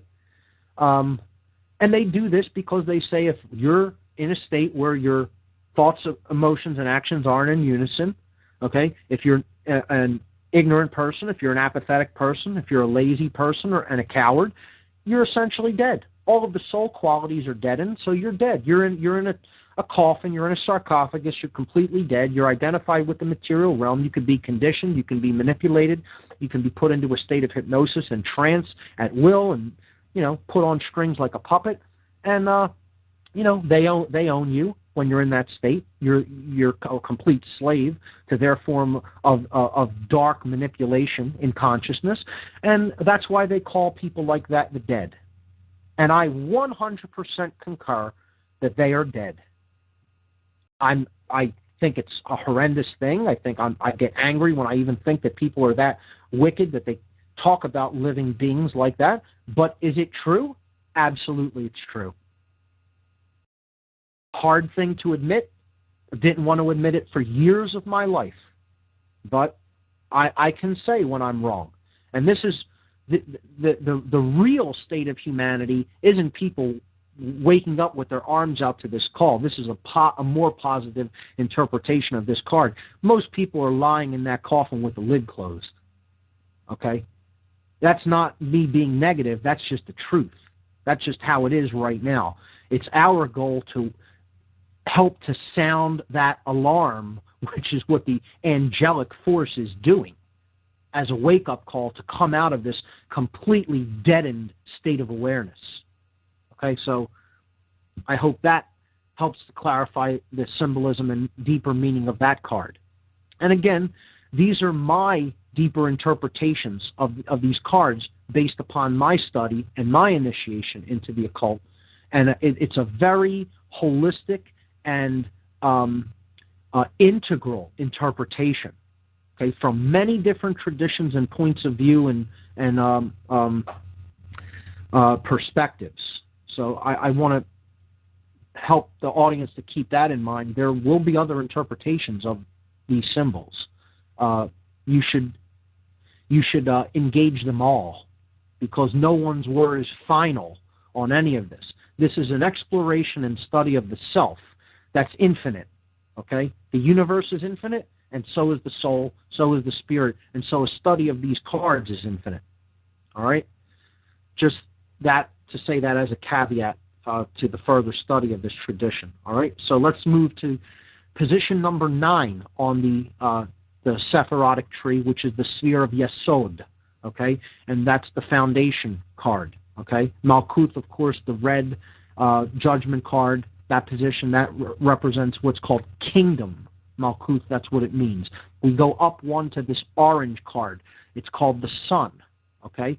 And again, this would be the equivalent of the, not the base chakra. The base chakra is that judgment card. That's Malkuth. We go up one to the sacrum chakra. Okay? This would be some people call it the genital chakra. Okay? The sacrum is the desire center. Okay, so that's what the sphere of Yesod, or foundation on the tree of life, represents. Okay, and this is the sun. So this is the force that is calling us up out of that base level of consciousness. Okay, this is the light. Okay, the force of light calling us up out of that pure material identified consciousness. Okay, and again, we see it is the symbol of the sun. Okay, we saw how this is connected with the Christian tradition. We saw how the sun was connected with the Christian tradition in astrotheology. It's a solar sect of astrotheology. The moon, which is the next card, which we'll get to in a moment, was the Islamic tradition, okay, the lunar sect of astrotheology. The star was the Judaic religion. That was the stellar cult, or the stellar sect of astrotheology. The cult of the stars and the planets, the lesser lights of the heavens, the smaller lights of the heavens.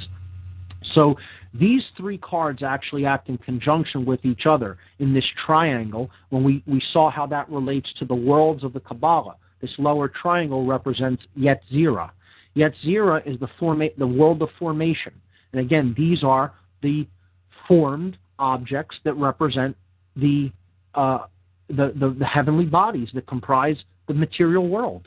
Okay, it's the stars, the planets, the moon, etc. Okay, these are all of the heavenly bodies on which life depends and on which life lives in the cosmos. Okay, so we see that this corresponds with the formative world known as Yetzirah in Kabbalah. This triangle formed by the next three cards: the sun, the moon, and the star.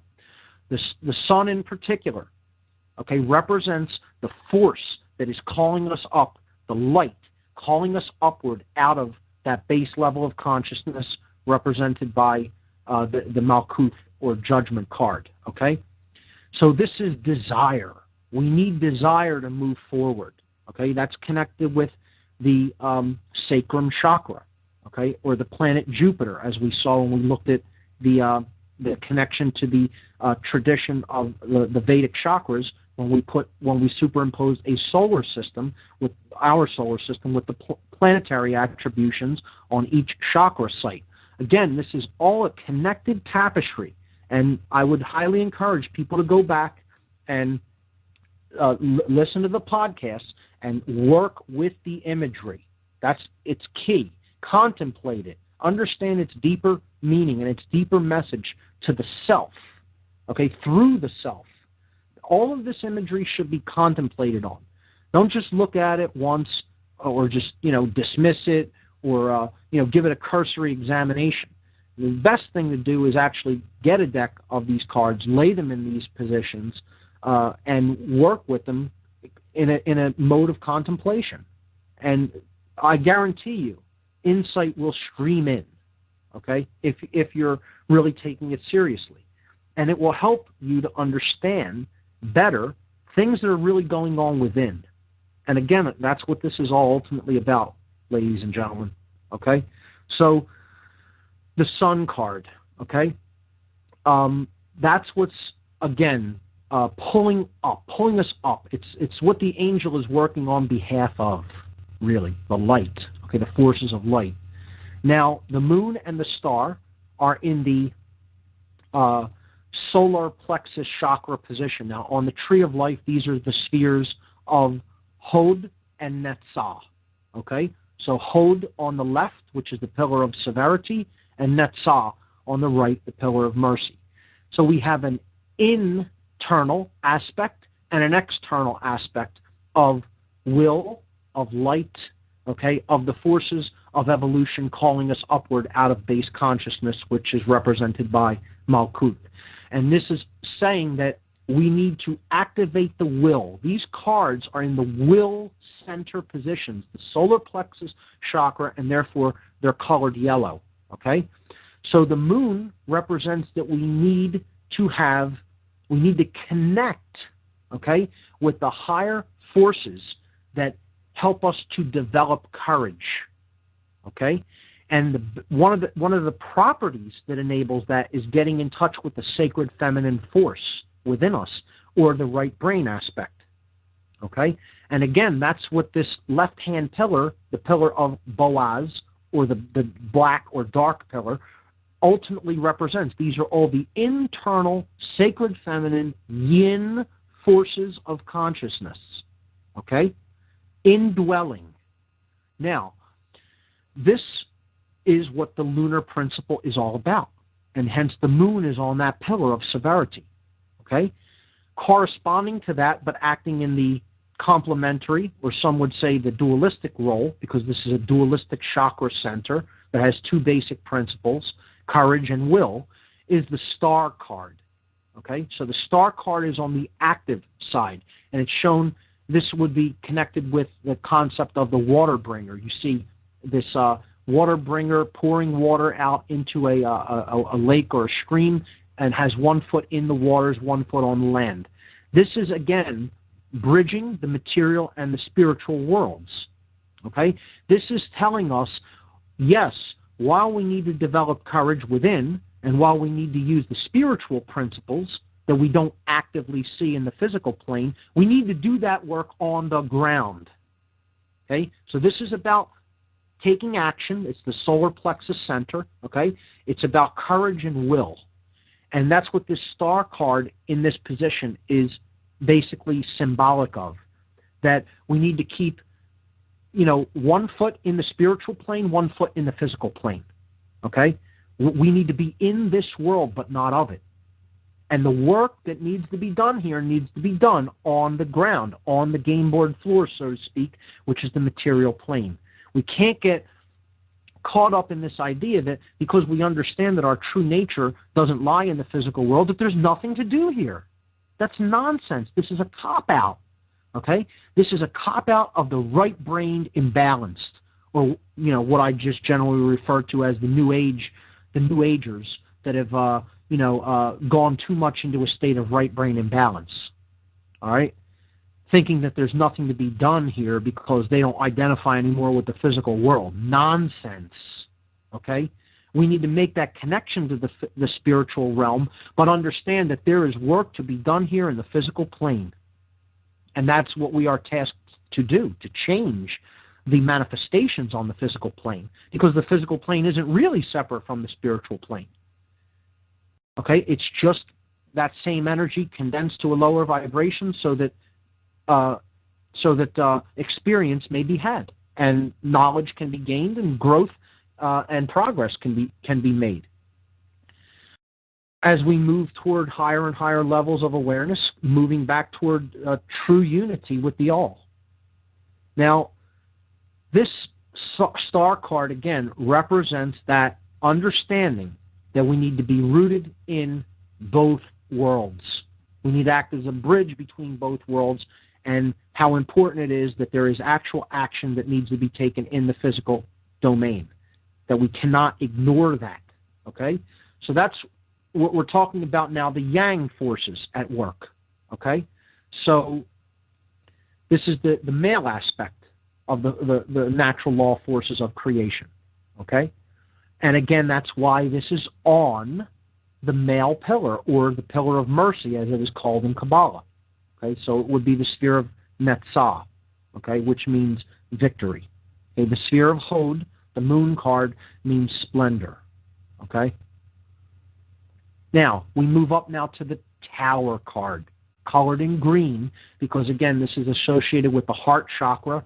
It is the balance point of the tree of life. We talked about the color green being the middle of the visible spectrum, being the balance color of nature, being the color of the heart chakra, the Anahata chakra in the Vedic tradition. Okay? This card, in the macrocosmic sense, the tower, represents the force of change. And the universe is change. That's why it is a hub. It is the central hub of the macrocosmic tree. Everything is in a state of change at all times. This is what the universe means. The word universe means the one change. It comes from uni in Latin, a prefix which means one, okay? Unity, bringing to oneness, okay? Unison, etc., okay? It means one, uni, okay? And versare, the verb versare in Latin means to change. And there are people who, want to belabor this point, saying, okay, you look it up in a Latin dictionary, it says to turn. Well, it doesn't mean to physically turn. It means to turn in the sense that leaves turn into another color in the fall. They change colors. The seasons turn from one to the other like a wheel, okay? And that's what it represents. Okay, change is what versare ultimately means. The universe is the one thing that is constantly changing in a state of dynamic flux. That's what the word actually means when we break it into its etymological constituent elements. Okay? This tower card often represents sudden change. And we see the crown being blown off the tower, the people, falling out of it, it being on fire again. You could see the correspondences here to 9/11. We'll talk about this card when we get into the symbology of the 9/11 event. But what this card represents ultimately in this macrocosmic sense, according to the forces of nature, is that the forces of nature are ultimately governed by the principles of change. And we cannot stay in a state of consciousness that doesn't want to accept change, that wants to always keep things in a, seeking to keep things in a steady state. We're going to experience suffering if that's the case. Things are always changing, and our minds have to be fluid and go along with that change. Otherwise, we're going to be like the oak tree in the wind that snaps when the wind gets too powerful. Okay, we need to be fluid and be willing to bend with the forces of nature as they are coming in and affecting our consciousness. And that's what we're really experiencing right now. There is a different vibratory state that is attempting to come in here and change things, and there's so much resistance by the people of this planet that don't want to change because so many of them have vested interests in the way things are, and they've been running the show and they've been controlling things, and they don't want anything to change. They don't want things to become different or more egalitarian or more free. They like it in the controlled state that it is right now and have no problem with it continuing on like that into the foreseeable future. Okay? But ultimately, the people who are serving that force, that dark force, are going to snap like the oak tree snaps in a tremendous wind. There is no stopping this force. The higher will of the universe is going to see its will done regardless of what we want or any of us want here. That's what people have to understand about this. Everybody's going to ultimately get this. You don't really have the choice. So if you want to look at it in the highest aspect of it, free will, yes, you could say is an illusion. The only thing that how free will really applies is how much will you either cooperate with that force that's ultimately in control of this whole game, or how much will you try to go against it? In which case, you'll create an enormity of suffering for yourself.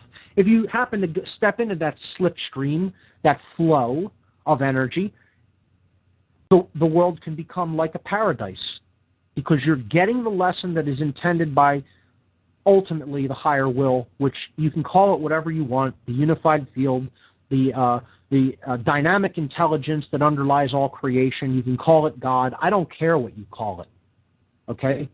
But you're not going against that force and ultimately winning. And the problem is the bulk of humanity is going against that force, and somehow we think we're going to escape unscathed.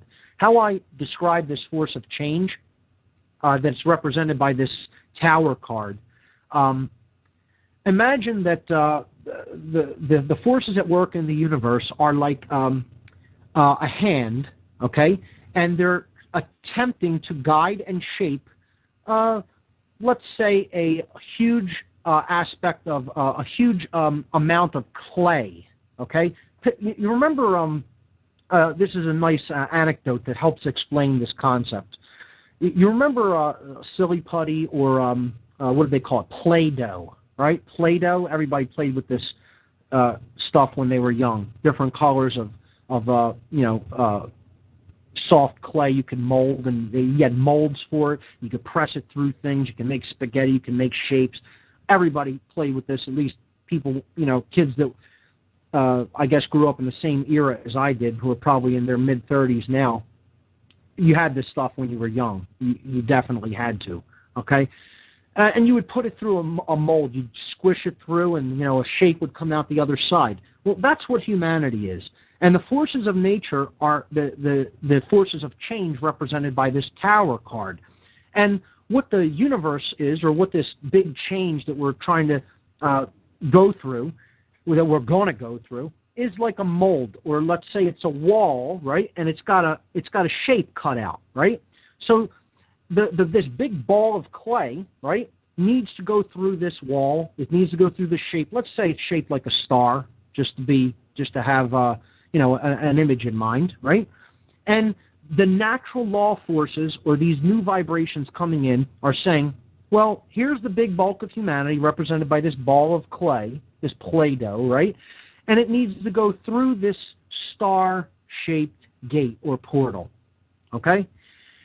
And there is no choice as to whether it's going through. Oh, it's going through. The question is it going to, while it's on this side of this gate or portal, is it going to realign itself and streamline itself and mold itself of its own volition and its own free will into a shape that is conducive to going through the shape, the cutout, right, without being splattered up against the wall and forced through, okay? This is why we call it a force of nature. Force. It's going to be forced. You don't have a choice in natural law progression.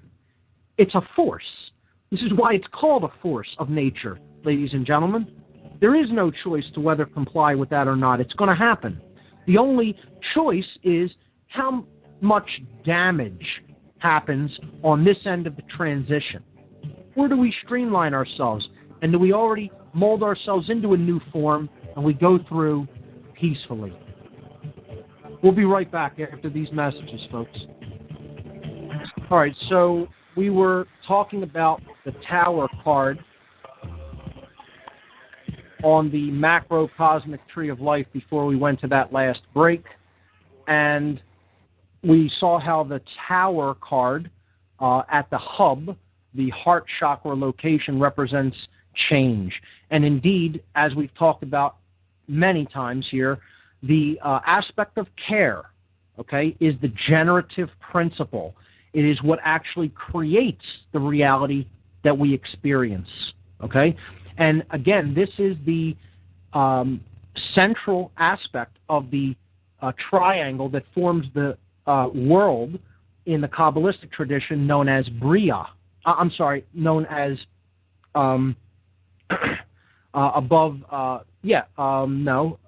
Bria is the creative world. Okay, so this is the world above Yetzirah, which is what we talked about with the three cards: the sun, the moon, and the star.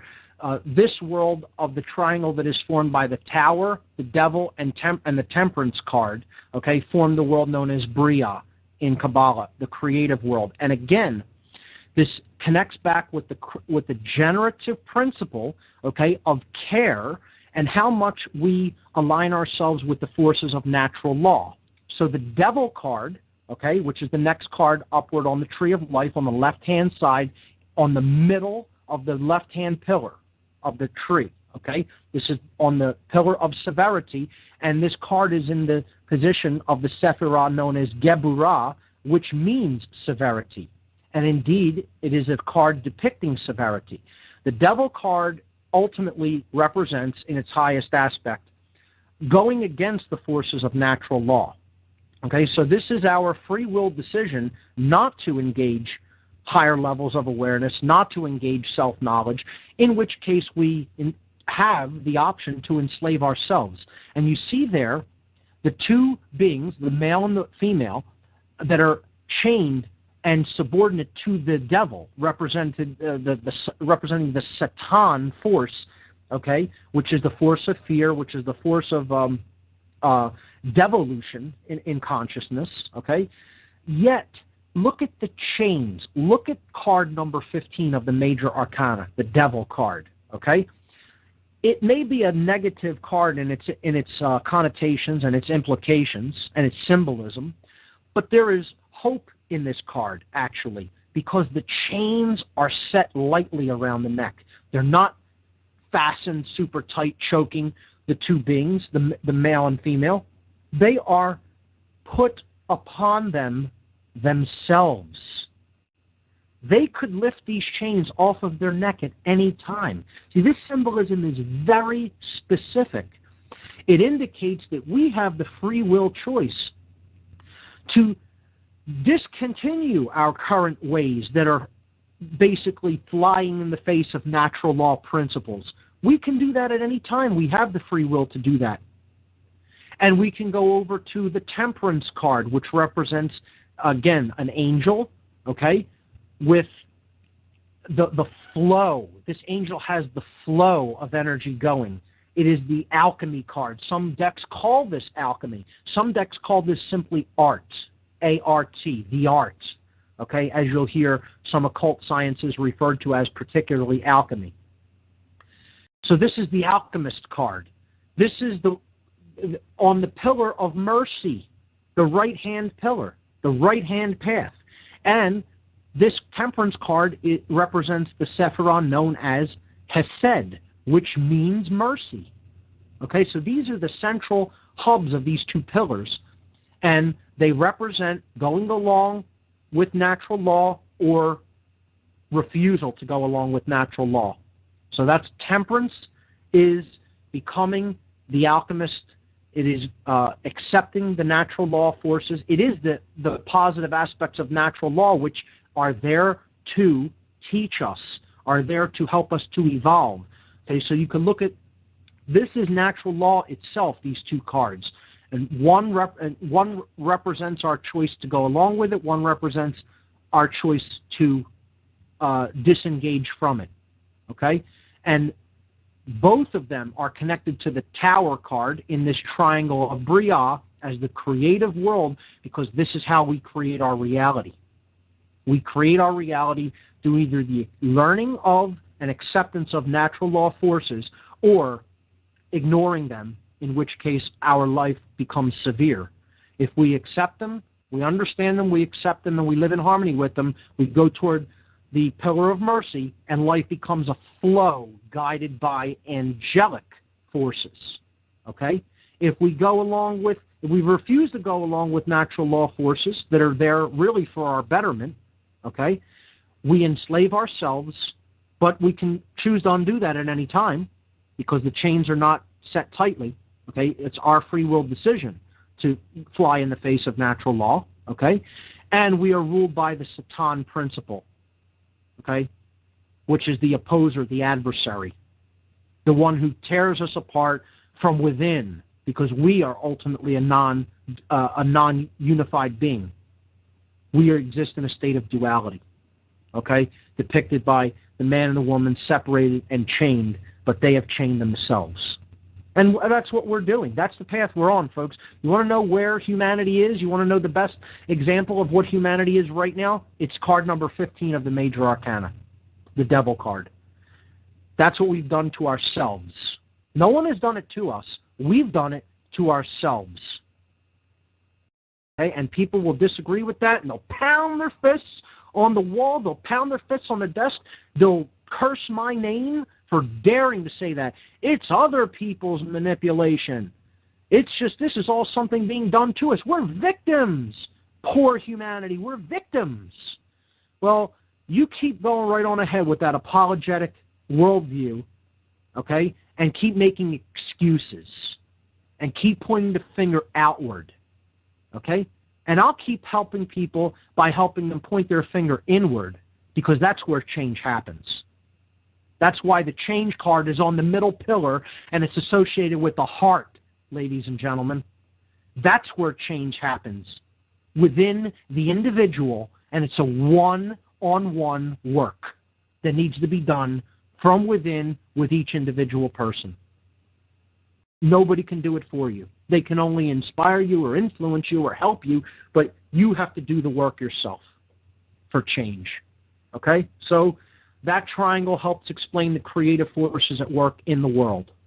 Now we go up to the top triangle, the world of absolute, and I hope I could explain this in 10 minutes. We'll see what we can do. If not, we'll carry us over a bit into the next show. But let's continue with the final three cards.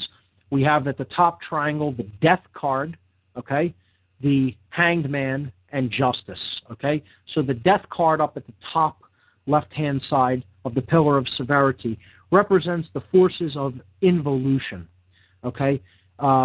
This represents the decay elements of nature, that things always move into different forms. Things don't stay the same. They are always changing into different forms. Energy remains, but it takes on new forms, and life passes through stages where it exists in incarnation, and then it goes back into the no thing, and then back into a state of physical being or incarnation, and that is a cyclical process. So this Death card is what you could consider a force of involution. And again, it's on the internal aspect of the Kabbalistic tree on the Pillar of Severity. Okay? The Hangman card would seemingly be a negative card, but I don't look at it that way. As anyone who really understands the deeper esoteric meaning, this is the evolutionary principles inherent in creation, and this is the forces of nature coming down through the physical to evolve it. Okay, represented by the initiate being put upon the world tree or the cross. Okay, this is a crucified being, but he is an illuminate. Okay, he is the forces of nature have been made known to him, and therefore he has this halo around his head as an illuminated being, and he is not actually suffering. This is the evolutionary forces coming into the flesh, I guess you could look at it as, coming down through the spiritual world and being grasped while in the flesh So this is an initiate who has understood natural law, and he understands that while it may bind him, it is something that is there for our evolutionary development in consciousness. And it is that evolutionary force itself that this card represents in the macrocosmic domain. Okay? The Hanged Man card. Card number, what is that? That's 12, I believe. Yes, 12. Okay?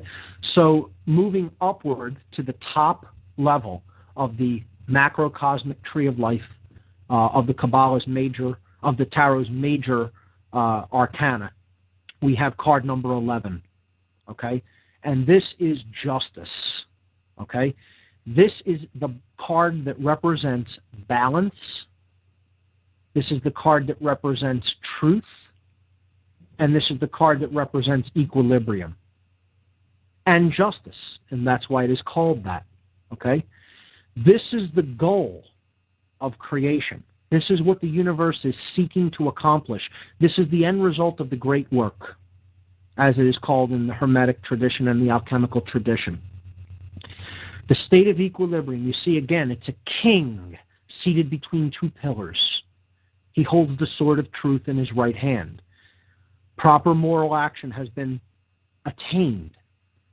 Somebody is released from basic law. They are king now. They are the ultimate sovereign being, the king, because they do right for the sake of doing right, not because they are bound by law and consequences. Ultimately, this is the stage of evolutionary development that the higher will of the universe that is driving all of this movement, all of these forces, is trying to put into place. It wants balance. It wants equilibrium. It wants truth. It wants justice. And that's what this card ultimately represents. And you see the scales of truth and justice there, along with the sword of truth and the crowned king between the two pillars as an evolutionary synthesis between the cosmic male and female forces, or the yang and yin energies. Now, in older decks, this card was actually reversed with the 8 card, which is the strength card, or the card that represents courage. And this card was put into the position on the microcosmic tree of the sphere of Hod. Okay? In newer decks, these cards are reversed to reflect that the courage principle is part of the microcosmic tree, and that justice is the ultimate goal of the universe itself, of the macrocosmic forces at work. Okay, now I agree with the current placement of the cards as you're seeing them on these images, but the reason that older occult traditions reverse these cards is because they crowned courage as the ultimate force of creation, as the ultimate thing that the universe was trying to create, because without it, nothing really changes and gets done. And we've emphasized over many weeks how important courage is to the spiritual journey. So I would say that these cards are almost interchangeable as well. I tend to go with the arrangement, again, as you see them on the images I've depicted. However, when you look at certain tarot decks, you will see these 2 cards reversed, and that is why. This is an homage to courage itself, saying that ultimately this is what the universe reveres above all else. And I couldn't agree more. So I understand why this reversal was done. People often claim that this is a black magic reversal or something like that. It's nothing of the kind. Okay? This is done because they were alluding to what the ultimate thing that we need more than anything else is, and that is courage to move forward in consciousness. And when we do that, we'll become the sovereign king, the justice card. And that's ultimately what the universe wants to give us. Freedom. True freedom is what this card ultimately represents. And it represents, again, being rising even above law to the cosmic consciousness position. Okay, this is what the universe is trying to ultimately create, and it's freedom from law itself, even the natural law. Okay, because you won't need to be bound by the repercussions of going against natural law, because you'll follow it simply because the recognition that it is simply right and goodness and justice, okay, will be enshrined, okay, as king. That's all we really have time for here tonight, folks. Hope you've enjoyed our lessons on the tarot. I hope you'll study the tradition further. You've been listening to What on Earth is Happening. I'm your host, Mark Passio. My website, whatonearthishappening.com. Thanks for listening, folks. I'll see you here next Tuesday evening. Good night.